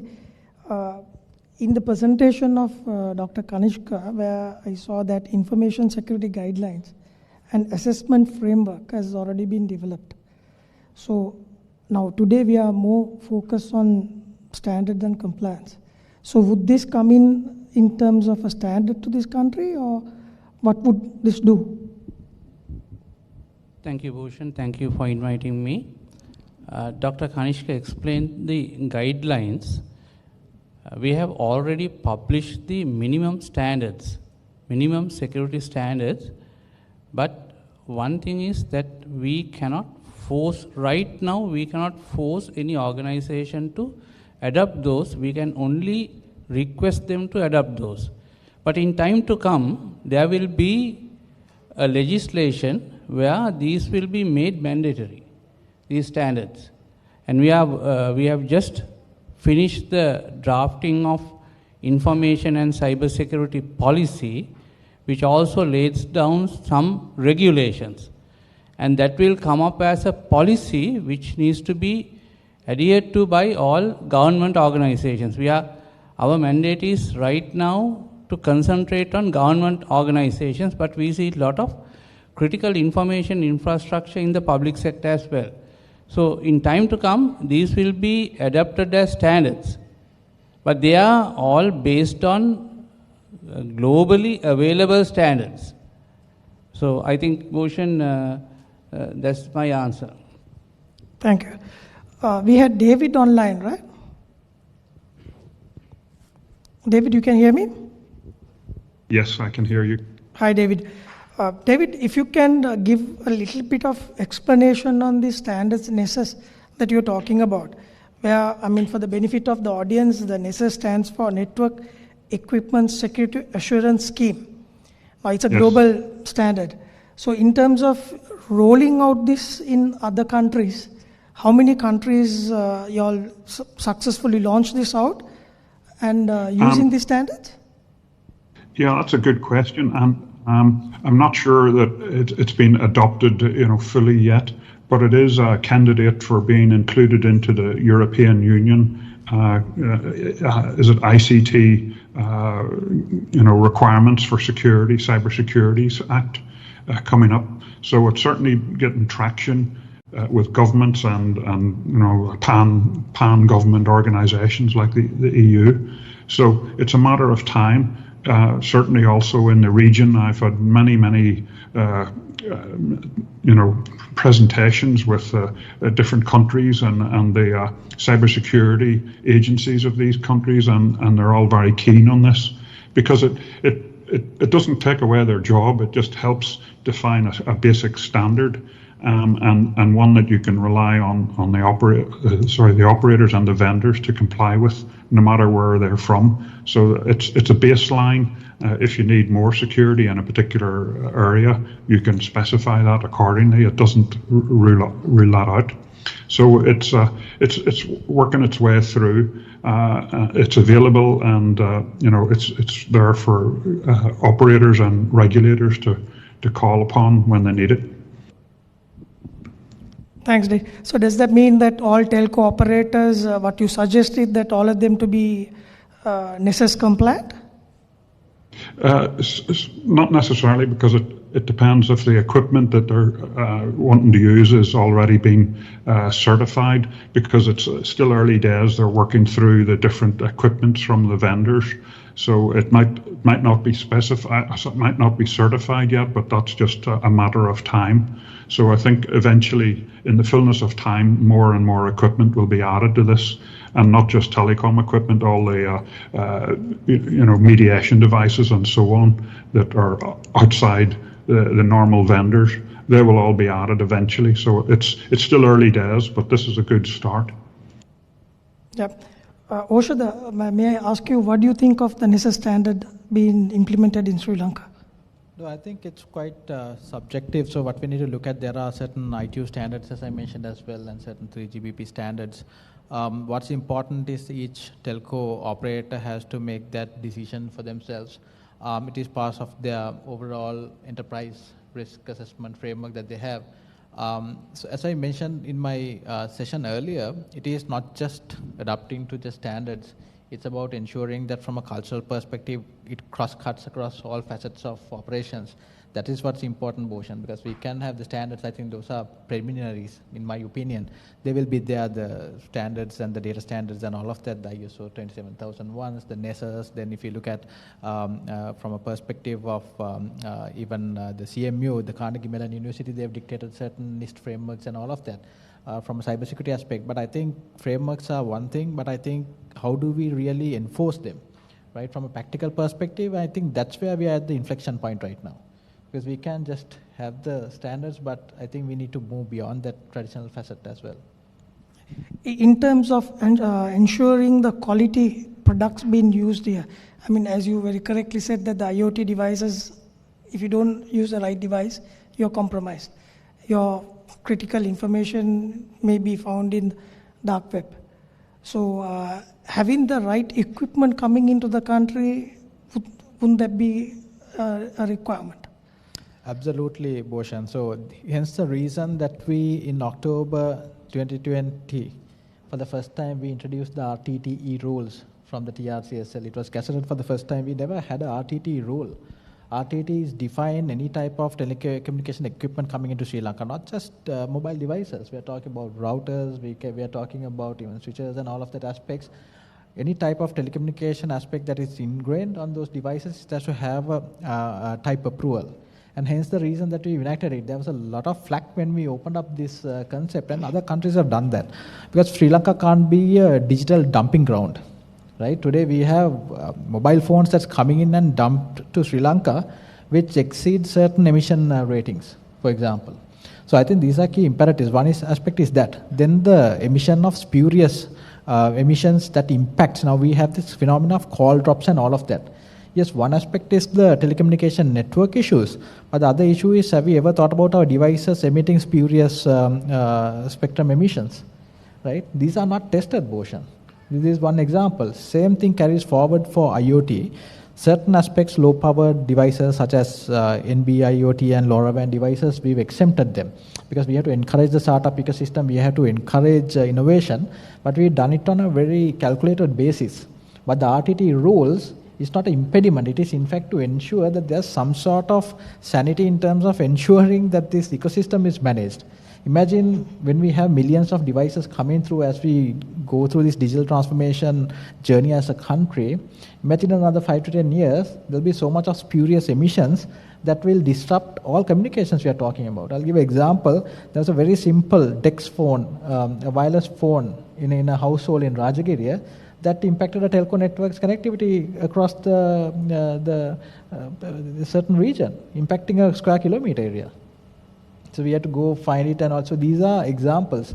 So same for the IoT devices, and I believe it's not only a regulatory aspect, but also there has to be some sort of awareness in terms of utilizing these IoT devices. When you source them, you need to make certain decisions. I mean, certain design houses develop these IoTs for you, for example. So it depends on what sort of engagements you do. It could be a technology startup, it could be a technological house. So it's a shared responsibility, I believe. Also, I know some of the mobile equipments to import, even for us to as an individual to import, that you need to get the TRC approval. Now, under those circumstances, how come such, what you said in Rajagiriya was brought into this country? Was it an illegal means? Or? Interesting question, right? See, this is what I talk about, a whole of government approach. From one aspect, if we shut down a door, if there's another back door opened by another government entity, we are back at square one. So still, the reality is that this, the right word is this illegal devices come into Sri Lanka. The question is how? We all know that, right? So the impact of this is, look, at the end of the day, the fact that RTT approval is taken, right, doesn't cost more of the significant amount for vendors. In fact, it ensures protection of the consumers. And that's why today we've completely automated this. You SMS to 1909, immediately it's absolutely automated. You will know exactly whether you have a legit phone or not, whether there's a fake TRC sticker or not. You'd get immediate, within a second response back. So I believe it has to be a whole of government approach. There's no point in only one agency basically taking steps when other entities doesn't align with it. So this is where we add this conundrum, right? So it's a partnership that you need to do with the telco operators as well.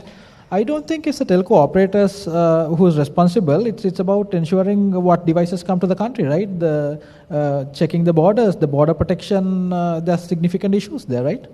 That's how it is. Yeah, but if you can have a regulation where those, I know the mobile phones needs to be registered with the TRC before using, but if those devices which have imported illegally, that's where we are going to now. So as I mentioned earlier, we've got the national ME registration system in place now. Yeah. We know exactly all the information. Now the legislative piece has to come where we can immediately ensure that these phones does not even register on the networks.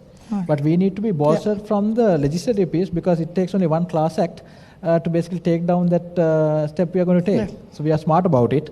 But also there's, again, as I mentioned, Bhushan, there has to be that legislative piece that comes into play. The technology piece we've got in place now. Today, if the legislative approval comes to me, I can literally stop. It doesn't matter then whether border control allows these illegal phones, right? It won't register them. If it's not verified, if it doesn't have type approval from TRCSL, you cannot use it. It won't register on the system. Already the SMS automatically generates, which means the system is working. It's just that I need the legislative backing on this, so that has to come, right? It's behind pace now. Yeah, got it. So before I open the questions to the audience, we had an interesting discussion during lunch. So a lot of insights of the cybersecurity was actually discussed.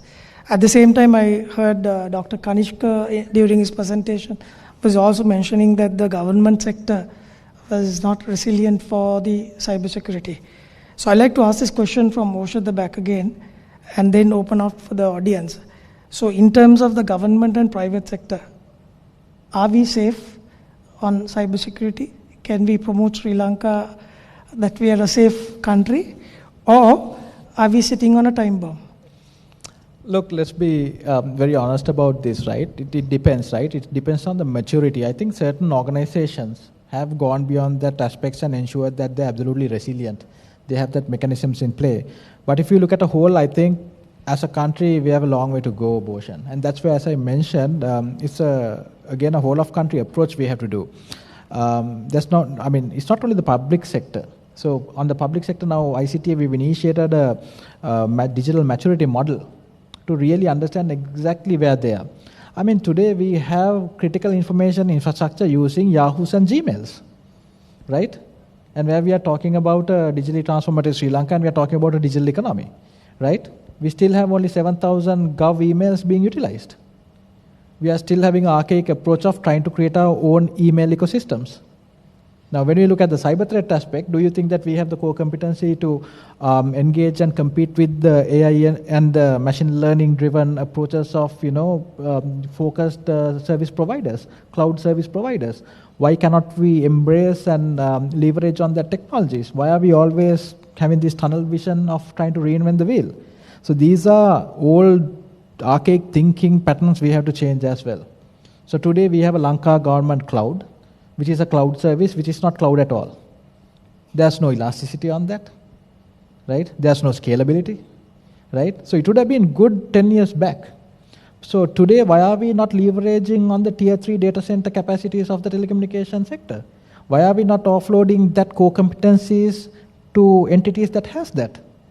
So I think it's a culture and mindset change, Bhushan. So some entities are geared, some entities are not. If you look at aggregate, I would say we are not ready at all because we don't even have a national SOC, right? So again, we can debate about Mr. Jayasiri, he's doing a fantastic amount of work at CERT. Baseline security standards, we can convey it. But what is the approach heads of the public sector takes on this? It's just a letter coming in, right? With all due respect, they have so much of other work on their plate that criticality is not made aware to. Then the issue is, why can't we run a circular and say, you are going to be responsible for this if you don't do it? So I think there has to be some sort of top-down thrust that we create, Bhushan. I don't think any amount of baseline security standards or threat support and awareness is going to help unless we create it a cultural thing. This is what I'm saying. We have to change the perception. And even on the public sector listed companies, how many organizations have IT governance as a subcommittee of the board? Not many. And the perception is, even in terms of IT budget, it's about just procurement. You don't understand that your complete organizational model could be taken down within a second, for example, like on a ransomware threat attack. Or if your data is completely be open for espionage, corporate espionage, right? Your competitor might end up with your data overnight. So I think these are the critical aspects we need to look at. So to answer is, we are making significant rapid strides, but I don't think we are ever at quite a readiness level. But as we see the stats where Dr. Kanishka also mentioned, we are improving. But I don't think we should be the 88th country or the 86th if we are looking at setting ourselves apart as a technology destination, right? We should be on the top 20, right? I think that's the mark we should head to as together.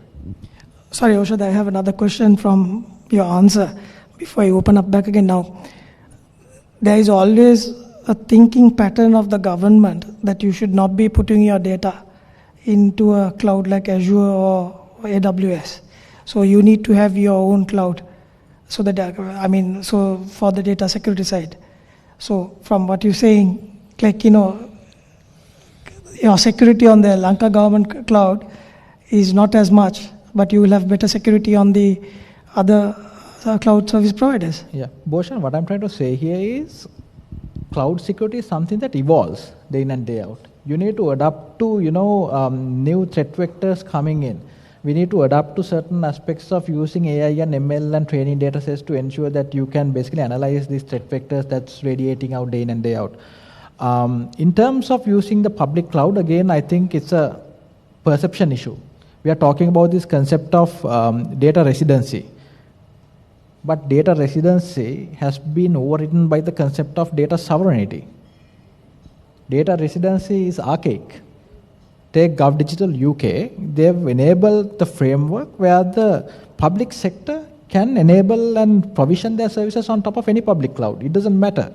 So in terms of the data sovereignty, that's key. So it doesn't matter where your data sets are anymore. It doesn't have to be in country, right? It could be, for example, in another friendly state, for example, right? But we can enable certain provisions on the engagement contract, for example, like safe harbor for data, right? Continuity of services. That aspects can be incorporated by design contractually. But if we are to think that we are never going to go into a public cloud environment, see, this is about the information segment. I mean, if you look at the critical information infrastructure, you need to segment it, right? It's like, not everybody of us drives in a bulletproof car, right? We don't need to. It all depends on information classification. So if there are certain, for example, critical information like the defense entities, we can have complete homegrown, completely encrypted, end-to-end encrypted email systems, for example. But that doesn't mean the same amount of encryption and that similar level of things has to be on the traditional other organizations. There are baseline standards, that's what I mentioned. So information classification is key that we need to continue to run. Number two, I think the economies of scale that's provided by cloud service providers are converging. So today, if you look at it, it's not just email services, Bhushan. Today, we can't go on a siloed approach and say, look, we are trying to roll out for the next 2 years email accounts for 100,000 government entities. Then on a serial level, let's then go into document management systems. Then let's go into workflow automations. You cannot do that, Bhushan. We are always going to be behind the curve. If all of these facets are now converged into one system. So when you look at that structuring of digital transformation, you need to look at it's not just email, it's about video conferencing, enabling mobility for the work people, the teams, for example, embedding the automation of workflows within it, embedding document management systems across the board. You need to cover that complete gamut of the key elements. So I think we cannot not go on a cloud-first approach. I mean, Australia just last month decided to shut down their own government cloud services for good reason, right? Because governments cannot create that capacity and the extensibility that is required by rapid digital transformation across many facets of public and private aspects. So we can engage on it, but we can have the necessary governance frameworks to enable us to do that. So I think let's not kid ourselves, because the amount of capex that we, for example, invest in trying to create our own cloud, trying to create our own email services, if we leverage on the cloud economies of scale, we're actually saving, Bhushan. And we are spreading the risk, the capex investments to the service providers. So today, the Lanka government cloud, although we talk about a cloud, we are investing on the bare metal, the co-locating spaces, the provisioning of the services, all of that. So where's the elasticity that we can provide the tenants? There's no elasticity, right? We are actually investing on actual almost mini data center. And we cannot scale up to the rapid needs of the country. And we are ever going to be a bottleneck on this front if we don't change our mindset. So even today as we speak, we are looking at actually leveraging on the telco sector front to rapidly accelerate this infrastructure as we speak, Bhushan. Thank you. Any questions from the audience? I would like to open to all of you. David is also there, so if you have any questions to David, we can take it up. Just one thing was mentioned about IoT devices and the security of those, but it's not just cellular IoT. For example, a few months back we had the home CCTV cameras, the webcams that were basically with a fixed password that were accessible worldwide. That was a bit of a mistake, but also a sign of good news. The mobile operators have really been in charge of networks of devices that they have no control over for the longest time. So the mobile operators have some experience in handling unmanaged, potentially insecure devices. So all is not lost. That's what I wanted to say. So there's still good chance we can control everything. Thanks, David. Any questions from the audience? No? Scared to ask any questions? Okay, Richard, I'm going to post a question to you. I mean, last 2 years have been a disaster for security experts, especially who's looking after the security of a company. I mean, you had the perimeter defenses, and then all those, you get everybody inside one ring, and you protect that. Now, because of COVID, that you have to give access to your critical infrastructure, IT infrastructure, from people who are working from home. Now, your guards have to be down. So in terms of that, what kind of attacks that you would have seen in the telco networks, especially on the last 2 years? Yeah, good question, Bhushan. And before going into your question, I want to add what Mr. Oshada told about the devices coming into Sri Lanka, right? This is not only from mobile and maybe in the future also with IoT devices. So at the moment, probably Mobitel may be having the same experience. We may not be able to add one kind of a ciphering algorithm which we use in the radio network because of some of these devices in Sri Lanka. Because if we activate that ciphering algorithm, these devices will be taken out from the network. So those customers will not get the service. So unfortunately, we have to keep that the very old algorithm, ciphering algorithm with us because of these devices. So this is a risk not only for those customers, also for the other customers as well. So coming back to your question on the remote working experience and what are the attacks coming into the telco networks. So what we have seen, especially in Sri Lanka, we are seeing seasonal attacks. One in May, another one in November. So you know the reasons of those. And what we have seen was not only for the public infra, we have seen the attacks coming into private infra as well, including our telco networks and maybe banks or maybe some large corporates who are operating in Sri Lanka, who are giving so many jobs to society. So despite all those things, we have seen the attacks hitting, and majority of them are denial of service attacks. So I think not everyone in Sri Lanka, every company in Sri Lanka is not having proper perimeter control to block this denial of service attacks. So some service providers are having this denial of service attack protection scheme with them using a multi-layer protection. So we have seen a lot of denial of service attacks coming into these networks. That is first thing. And the second is when it comes to the telco side of it. And we have seen, I don't know whether you know about this thing. If you know IMSI of a customer, International Mobile Subscriber Identity, or IMSI of a customer, so you can take out most of your data, including you can hijack your OTP, bank OTPs, right? So this is very serious because usually when you do online transaction or when you do shopping kind of things, you always having this OTP activated with your bank. So what we have seen was, right, though mobile operators are seriously protecting their network from this IMSI hijacking, what we have seen was even in the world there is still trying to hack our Sri Lankan IMSIs from all over the world, especially from Eastern European countries. We have seen trying to get our IMSIs.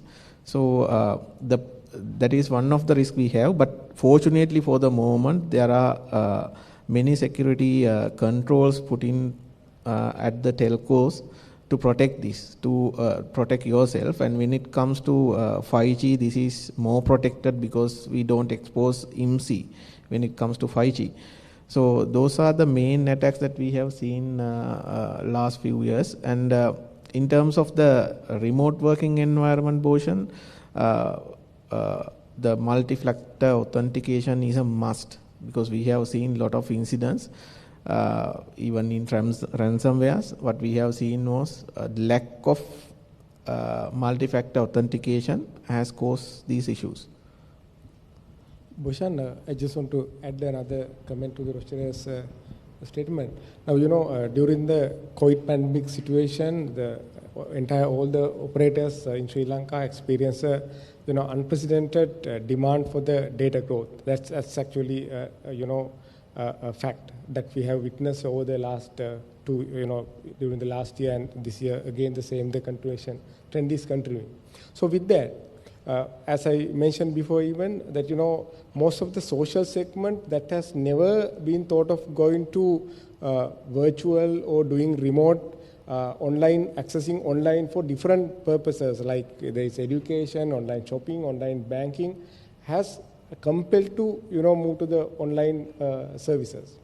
So that's a good point. But on the other hand, most of these consumers try to connect to these services, consume these services with very low awareness on the essential baseline security concepts. So as a result, they have been using weak security, weak credentials, user credentials, has been disclosing their information in unknown websites. They have been clicking any SMS link or whatever email link without verifying the source and so on. So we see as telcos the increase in cybersecurity incidents across the time with this pandemic situation. That has not been even targeted to the telcos or the corporates, but to the end consumer, the retail market, that situation was there. But nobody even not to know actually what really happened within their devices, whether it's laptop or the mobile devices that they connect, what amount of confidential information has been stolen during the period. So the main point I want to highlight, emphasize, Bhushan, is the paramount importance of raising the awareness in the customers, in the entire population. Because that we see with this COVID pandemic, we all compelled to, deliver or achieve services or online, but with a very lack of, with a low degree of awareness in the basic information security. So it's, I think, now we have the two important heads of the organizations, from regulator, Mr. Oshida, as well as the SSCert head. So we all has to actually, in collaboration, the support of the telcos, we have to work collectively in raising the awareness about this cybersecurity, minimum basic cybersecurity awareness among the public. That's a must, Bhushan, because that we are otherwise we too late in response to these type of things. Yeah. Yes. Bhushan, I would like to add to that regarding the awareness. We handled 18,000 incidences last year. Now, we have established a call center purely because it's difficult for us to handle these social media related issues. These are in some cases cybersecurity issues, some cases personal issues. So we established a call center with 3 operators. Right now, we are providing services from 8 in the morning till 8 in the evening on weekdays because of the manpower issue. Generally, we get around 1,500 calls a month. In most cases, if you look back and analyze what has happened, it's like not using multi-factor authentication, sharing your information with the others. That type of thing, these are again awareness issues. So what we have done is we are creating these awareness issues through trainings, awareness trainings, and through our social media channels. But here again, although we have been doing this, we see an increased trend in these incidences. And 1,500 calls that we take does not include about 10 complaints that we get, average about 10 complaints a day. People visiting from all over the country to our office. So this has become a major issue, and I fully agree that we need to address this issue, and that will also address certain cybersecurity issues as well. Ocean, I would like to mention one thing about the security incidents overall. We have seen an increase, as in the case of the global situation, and in mainly ransomware. And they are targeting not only institutions, but they are targeting individuals as well. So we have to be very careful about ransomware. The only way out right now is have your backups, so that those can be restored, because recovering through a ransomware attack is difficult unless you have the backups. There are many other issues related to like simple best practices not being practiced, leading to cybersecurity issues. Thank you. Thank you. Any questions from the audience? Okay, there's one here. There's two questions there.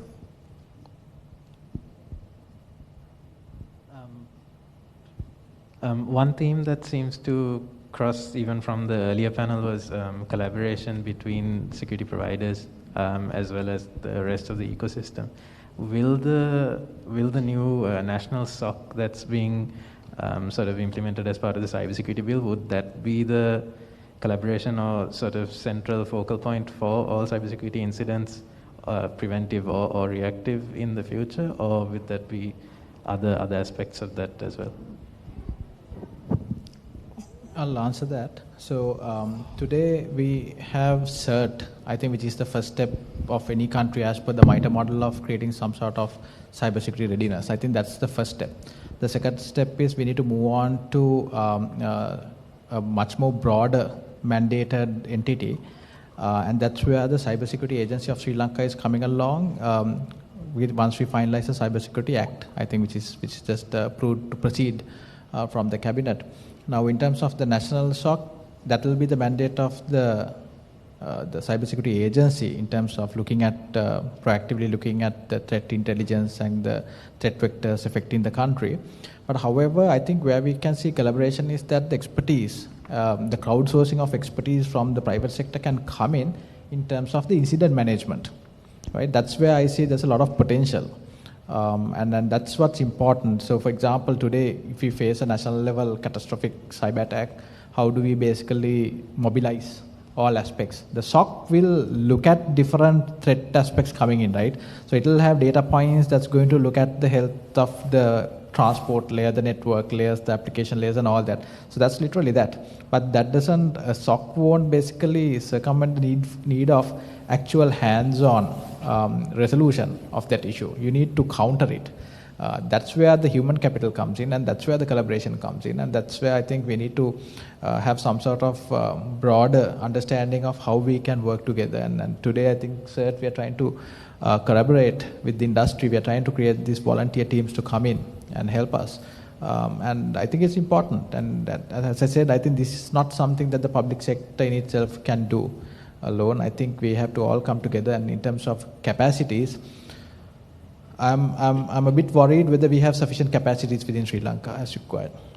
So I think we have to really ensure that more and more of our next generations come in and embrace cybersecurity as a subject matter, because there's going to be a critical need across all sectors, because digitalization is real, it's going to happen. And I think it's going to be one of the most sought after subject areas. So I think we have to look at it in a broader perspective. And collaboration is a must, yes. My question is directed primarily at Oshada.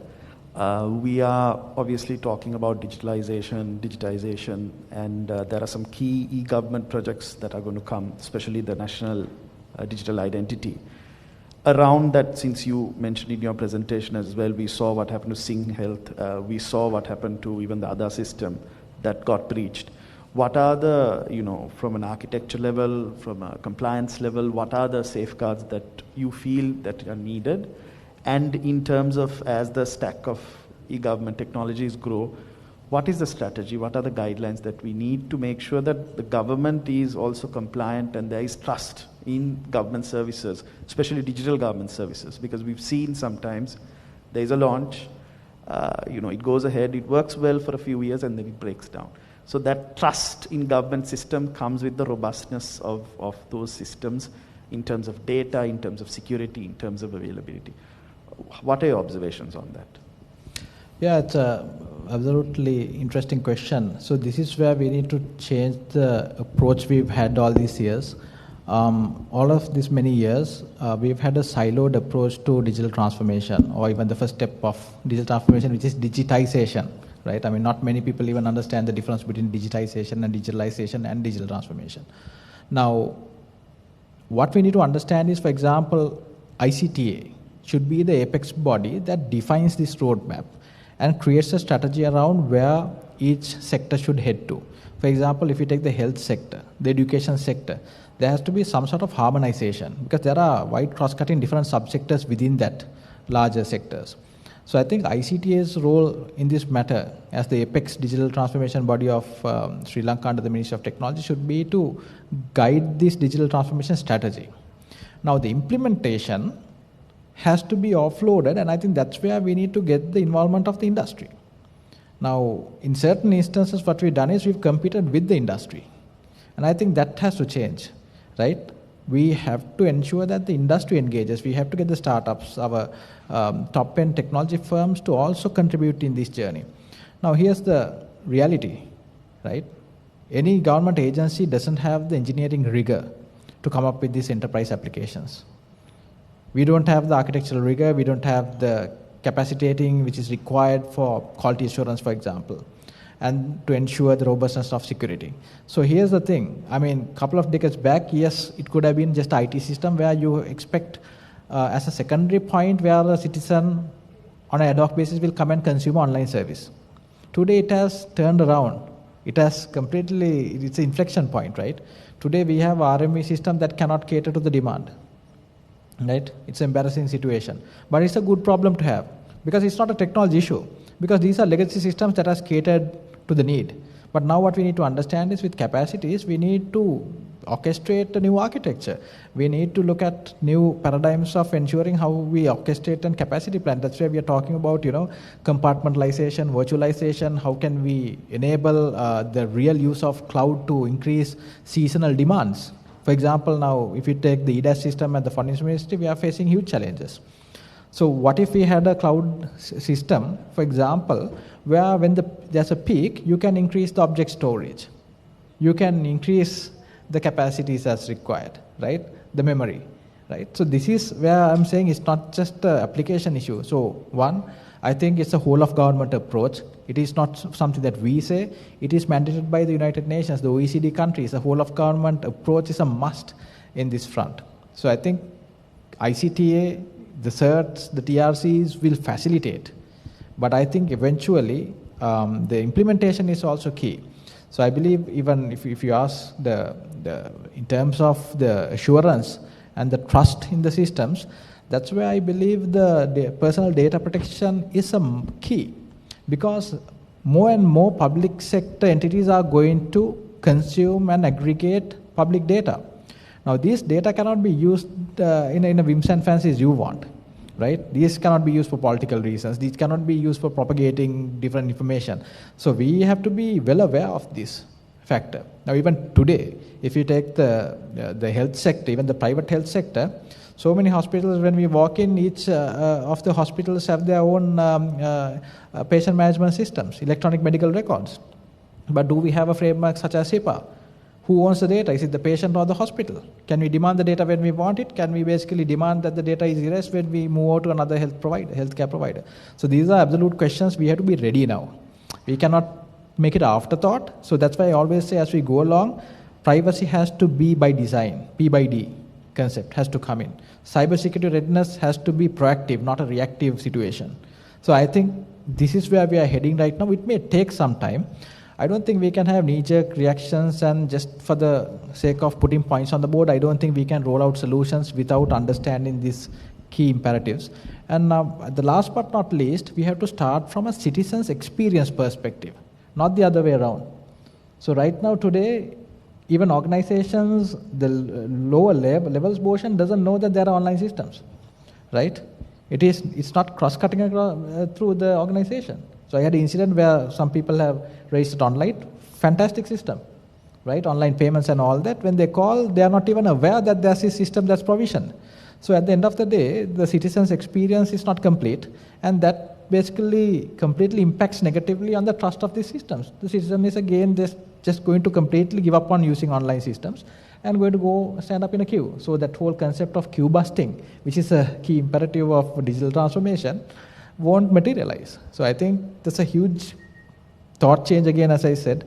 We have to change the way we enable and engage with the industry. And look at the current impediment in Sri Lanka. If you look at the government sector projects, it's 2 or 3 companies competing. I will leave you all to figure out why. So there's no chance provided for the new breed companies. There are no chance for the startups, right? All of you all know the reason. So this is what we have to transform, right? And here we are. Thank you, Oshada. Any other questions? Okay. There's one question there.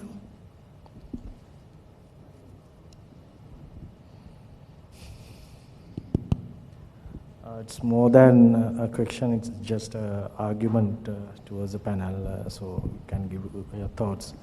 See, since we are facing the transformation happening around connectivity, the cybersecurity most of the time considered as a burden for the transformation. So we have our gated kind of approach, we have our perimeter kind of silos, which always complicate this transformation. This is some sort of a argument which is going on.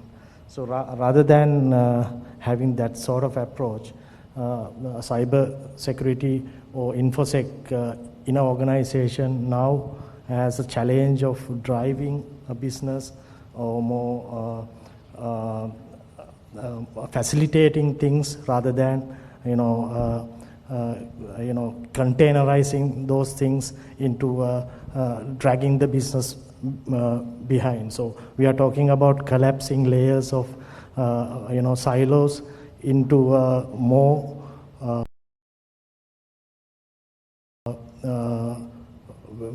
usable manner. So what are your thoughts on that? How can we do that? And we are talking about like consolidating, vendor consolidation kind of approaches, how these type of things can help in moving forward towards this connectivity-driven transformation.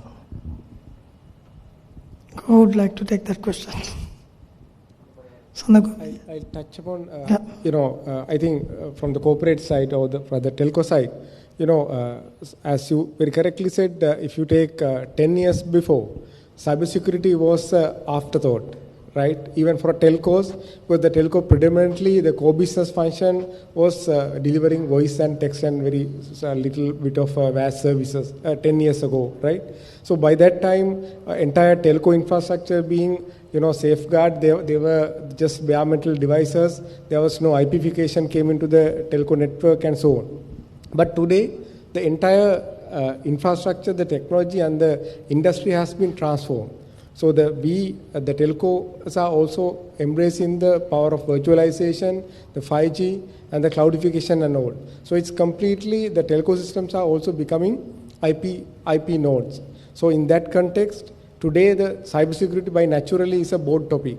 So any project, any product before goes to the market, it's utmost necessary to make sure it comes up with the necessary required mandatory security controls. We have internally the pre-launch assurance processes to make sure the products are being launched with the necessary safeguards and so on. So that's why that I said that it's a transformation. If you take one decade ago, yes, certainly that was the case. But today the entire telco industry is moving to that direction where the cybersecurity has been treated as a boardroom priority. Yeah. Thank you. Jason, you have something to say? Bhushan, I will answer another part of that question. I don't think that cybersecurity will block the improvements. And if you look at the cybersecurity, we are not talking about technological solutions as much. Now in cybersecurity, as you all know, we talk about people, process and technology. In most cases, what I have seen is people try to embrace technology before the other two, the people and process. Now if you look at all these organizations do have certain amount of security. And also, in most cases, you are required to comply with some form of regulations like the ISO or HIPAA. So that itself brings in certain amount of security into the organization in trying to comply with those regulations. The other thing is, if you develop a security culture within the organization, most of these problems can be solved. From the top to the bottom, if everyone thinks that I am part of this security culture, anything that I do wrong will create unnecessary problems for the organization. I think we can manage most of these problems. I am saying this with the experience of analyzing what has happened in many of these cybersecurity incidents. So please check on your processes and people before we move on to technology. Thank you. Thank you. I think in the interest of time, so I will post one last question to each one of you. Before that, can I ask a question from David? David, if you're still there? Sure, yeah. Yeah. David, what would be your suggestions to Sri Lanka in incorporating the global standards, or how should we go about? So NISIS is just one aspect of this. This is the equipment, but in addition, GSMA has had the fraud and security group since the beginning.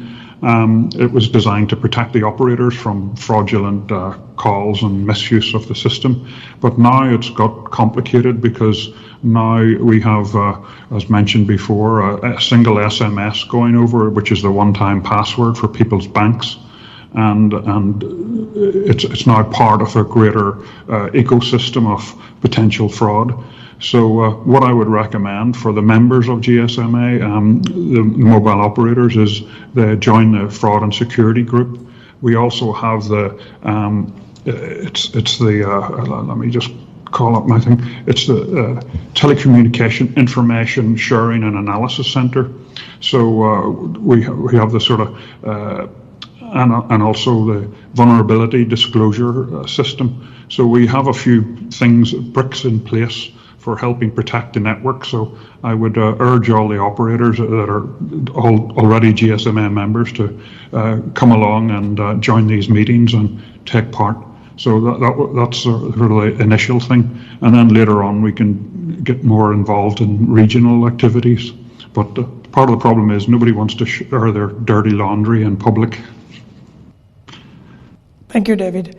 So may I ask one question from each of you? You can give one take home by each person. So that I would ask, what is the way forward in this network security and the 5G technology in the new normal that we are facing? Ruchira can answer. Yeah. So security will be a burden to you when you are going productize or go to market. The first reason is, the main reason is you don't take security from the design, right? When you onboard security team or your cyber security team, at very last moment of your product development, you will find this kind of bottlenecks to launch your product. So as corporates, what we have to do is at your board level, you should definitely have these security discussions. And when you going to procure a product, so you should be having your minimum baseline security standard listed for particular product. And at the RFP stage or the procurement stage, you should put your a minimum baseline security standard for your vendors to comply, maybe NISAs or maybe NIST or whatever derivative of those you have to put. So otherwise, this will be very challenging at the final stage when you are trying to launch a product. So whether it can be even a mobile app or web application. So that is one of the things that we as corporate we should follow. And the other thing is that we should identify what are our critical assets in an organization. I call them as a crown jewels, right? So what are the critical assets, and those compromise of those critical assets is more harmful than other asset that you have. So you have to give more focus to protect your critical assets than the other assets. And when we, even in telco side, we do vulnerability assessment every month for our critical assets and find vulnerabilities in our assets. And we work with our vendors to mitigate those vulnerabilities, or we have compensating controls to those vulnerabilities. So if you take a vulnerability, there can be many vulnerabilities if you use a tool to find vulnerability. But the other point is you have to prioritize what are the vulnerabilities that we have to act first. Otherwise, you may be boil the ocean. So the attacks which are actually used to attack some other networks are the main vulnerabilities you should be act upon first. So because in Sri Lanka we don't have many security professionals, so I think that is one of the key points, Bhushan. Thank you. Oshada? I think, Bhushan, rather than overcomplicating the next steps of how you look at cybersecurity readiness, I would encourage the bootstrapping of it wherever your organization are today.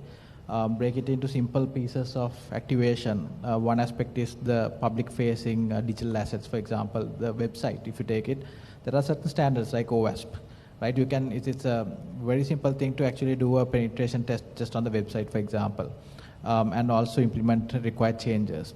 The governance in terms of managing the website, CMS, patch updates. That's one aspect.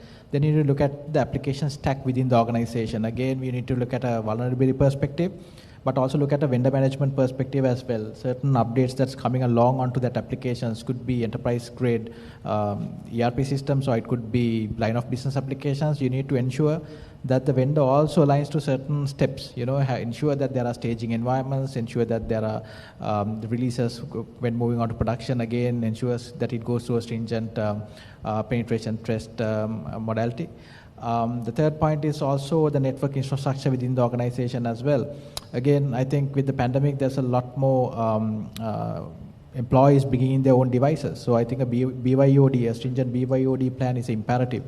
We see that's where information security leakages happen quite a lot. So even connecting an infected machine connecting onto a network can have a significant threat that's created within the network, how much you look at the other aspects. So the not too many organizations still have the BYOD concept implemented version. So that's a very simple aspect you can go on to. And the fourth is, I believe, the IT governance structure has to ensure that these aspects are completely double-checked, governed, audited internally to ensure it is practiced. Because it's not afterthought, as someone said. It should be something that's by design. It should be the organizational culture. And I think if we can go along this approach, I think you can ensure the rapid cybersecurity readiness, whether you're an organization, whether it's private or a public organization. Thank you, Oshada. Jason? I think the point here is we have to be proactive, one step ahead of the threat. For that, you need to develop the security culture within your organization. Security is not a luxury now, it is a basic need. But having said that, we have seen in many government and private organizations, the budget for security is a very low percentage out of your IT budgets.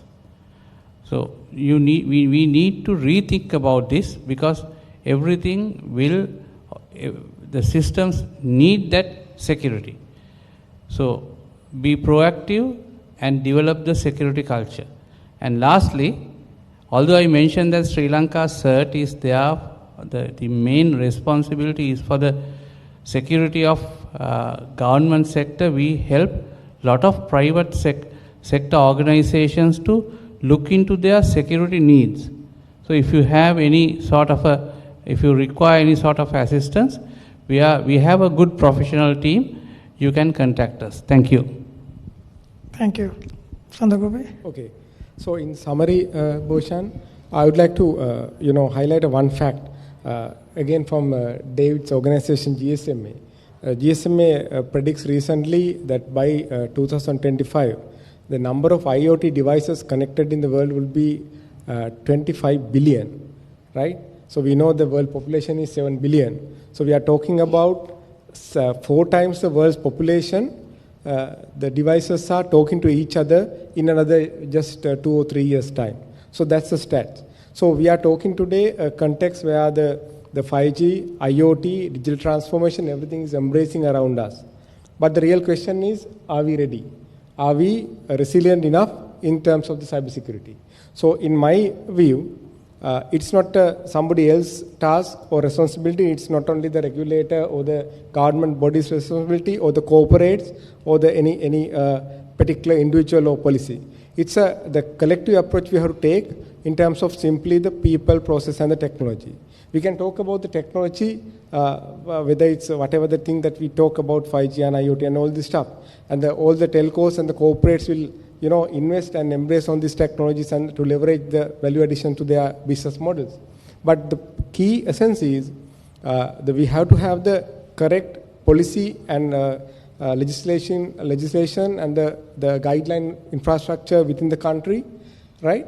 And then as the government, as the corporates, as well as for the citizens, we need to make sure we have the proper process framework to implement.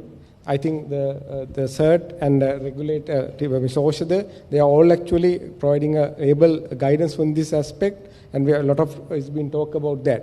And again, about the awareness, the people factor, because nothing will be achieved if the entire population in this country is way behind the required basic knowledge about the security. So the people, process, and technology, all these 3 key pillars in this game is equally necessary to win this battle. That's it. Thank you. Thank you. Thank you, David, for your time and being with us all throughout, connecting all the way virtually. Thank you very much, David, and also accepting our invitation and being the keynote today at the 8th Annual Cybersecurity Summit. And also thank you. I look forward to visit in person next time. And Oshada and everyone who's here, thank you very much for your time. And I hope all of you had a good session, and I'll pass it back to MC. Thank you so much, Bhushan. Why don't we all give a good round of applause for this very engaging and productive conversation we had today. Thank you. And now it's time to give the tokens of appreciation to the speakers and the panelists we had today. And to present them, I now invite the CEO of Daily FT, Mr. Nisar Qasim, on stage.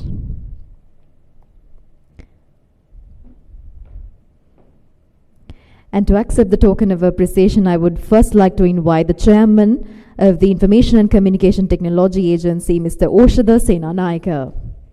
Shall we give a good round of applause, ladies and gentlemen, appreciating their time and for sharing the insights. Next, since David Turkington has joined us virtually, I would like to invite Mr. Christopher Lee, the Director of Public Relations, Huawei Technologies Lanka Co. Private Limited, to accept the token of appreciation on behalf of David Turkington.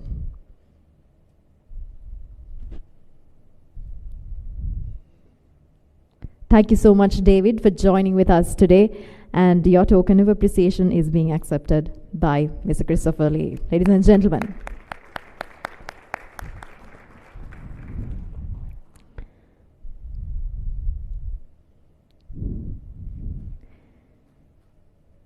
Next, I would like to invite Head of Research, Policy and Projects, SL Cert, Dr. Kanishka Karanasana, to accept his token of appreciation. Right, we will send his token of appreciation. And next, I would like to invite the Air Commodore, retired Jaisri Amarasena, the CEO of SL Cert, to accept his token of appreciation.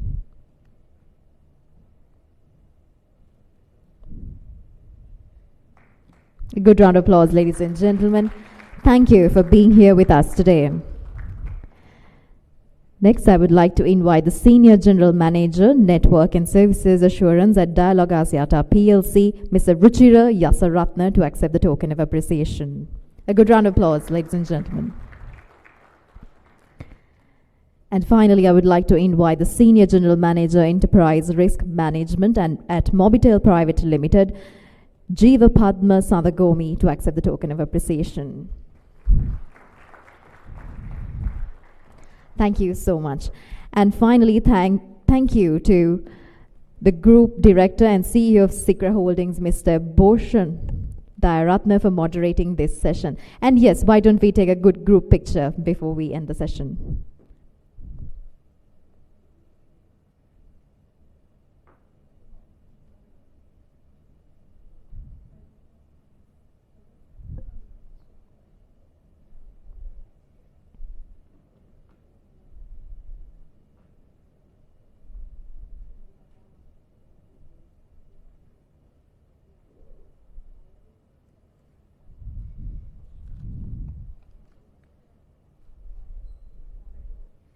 Thank you so much. And with that, ladies and gentlemen, we have come to the end of session 2 of the 8th Annual Cybersecurity Summit 2021. We had it on title Network Security Standards and Compliance, 5G Technology and its Security.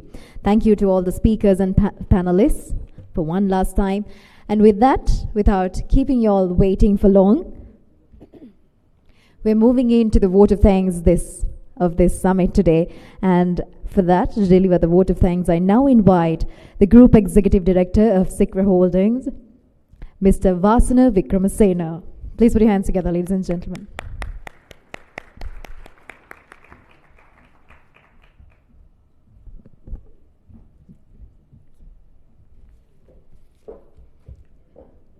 Good afternoon, ladies and gentlemen. As organizers, we are really happy today to see a huge number of audience here present for the 8th Annual Cybersecurity Summit. We, in fact, had to have a pause last year due to the COVID-19 pandemic. So under this new COVID-19 guidelines, we are very thankful to all of you for physically being present at this location and also contributing lively to all these discussions. So I must first thank all of you for being active, proactive participants for this 8th Annual Cybersecurity Summit. Our Cybersecurity Summit for this 8th year would not have been a success if not for our sponsors. We should therefore thank especially Visa and also Huawei for being strategic partners, and also NDB Bank, Lanka Pay for their partnerships with us, and also to Triad for being our creative partner. One of the reasons why Cybersecurity Summit had been throughout been a success is the resource persons who lively contribute to our event. So we must thank Mr. Ajit Niwal Cabral, the Governor of Central Bank, who was our chief guest, and also for delivering the main speech, and also to Oshada Senanayaka, Chairman ICTA, and also Director General TRC, for his lively contribution during this session, and for also being the chief guest for this session. Also to our all other resource persons, Air Commodore Jayasiri Amarasena, Dharmasiri Kumaratunga, Jayanta Fernando, Akash Degweka, David Turkington, Jehan Mutalif, Loshan Vikramasekara, Deepal Akuratiagama, Avanti Kolambage, Jiva Padma Sandagomi, Dr. Kanishka Karanasana, and also Ruchira Yasaratna. thank you, the lady and gentlemen, for your immense contribution as resource persons. We really appreciate your invaluable contribution. Last but not least, I must thank our team from Daily FT and from CICRA for their contribution to make this event a success. Thank you so much for our team. Thank you so much again. So ladies and gentlemen, with this vote of thanks, our 8th Cybersecurity Summit comes to an end. Let me pass over to our MC to conclude the sessions. Thank you. Thank you, Vasana, for not forgetting everyone who made this event a success today. Ladies and gentlemen, with that, we have actually come to the end of the 8th Annual Cybersecurity Summit 2021. As you know, today we had 2 great sessions. The first morning session was on banking, payments and settlement and digital currencies. And the second session this afternoon, we had network security standards and compliance, 5G technology and its security. And I think, like I stated in the morning session as well, this is just a representative from all the corporates we have, and it's all about taking what you learned today into your corporates, into your organizations, and putting them all into action and seeing some results, because we are working towards securing the new normal. And that's exactly the tagline of this 8th Annual Cybersecurity Summit 2021, towards a secure new normal. And I can successfully say, with these 2 sessions we had today, we have definitely achieved our objective of spreading awareness on the importance of cybersecurity among top officers in the top corporate management and IT professionals. And why don't we all give a good round of applause to the organizers behind CICRA Holdings and Daily FT, and for everyone who was part of this, to all of you. Let's celebrate with a round of applause, ladies and gentlemen.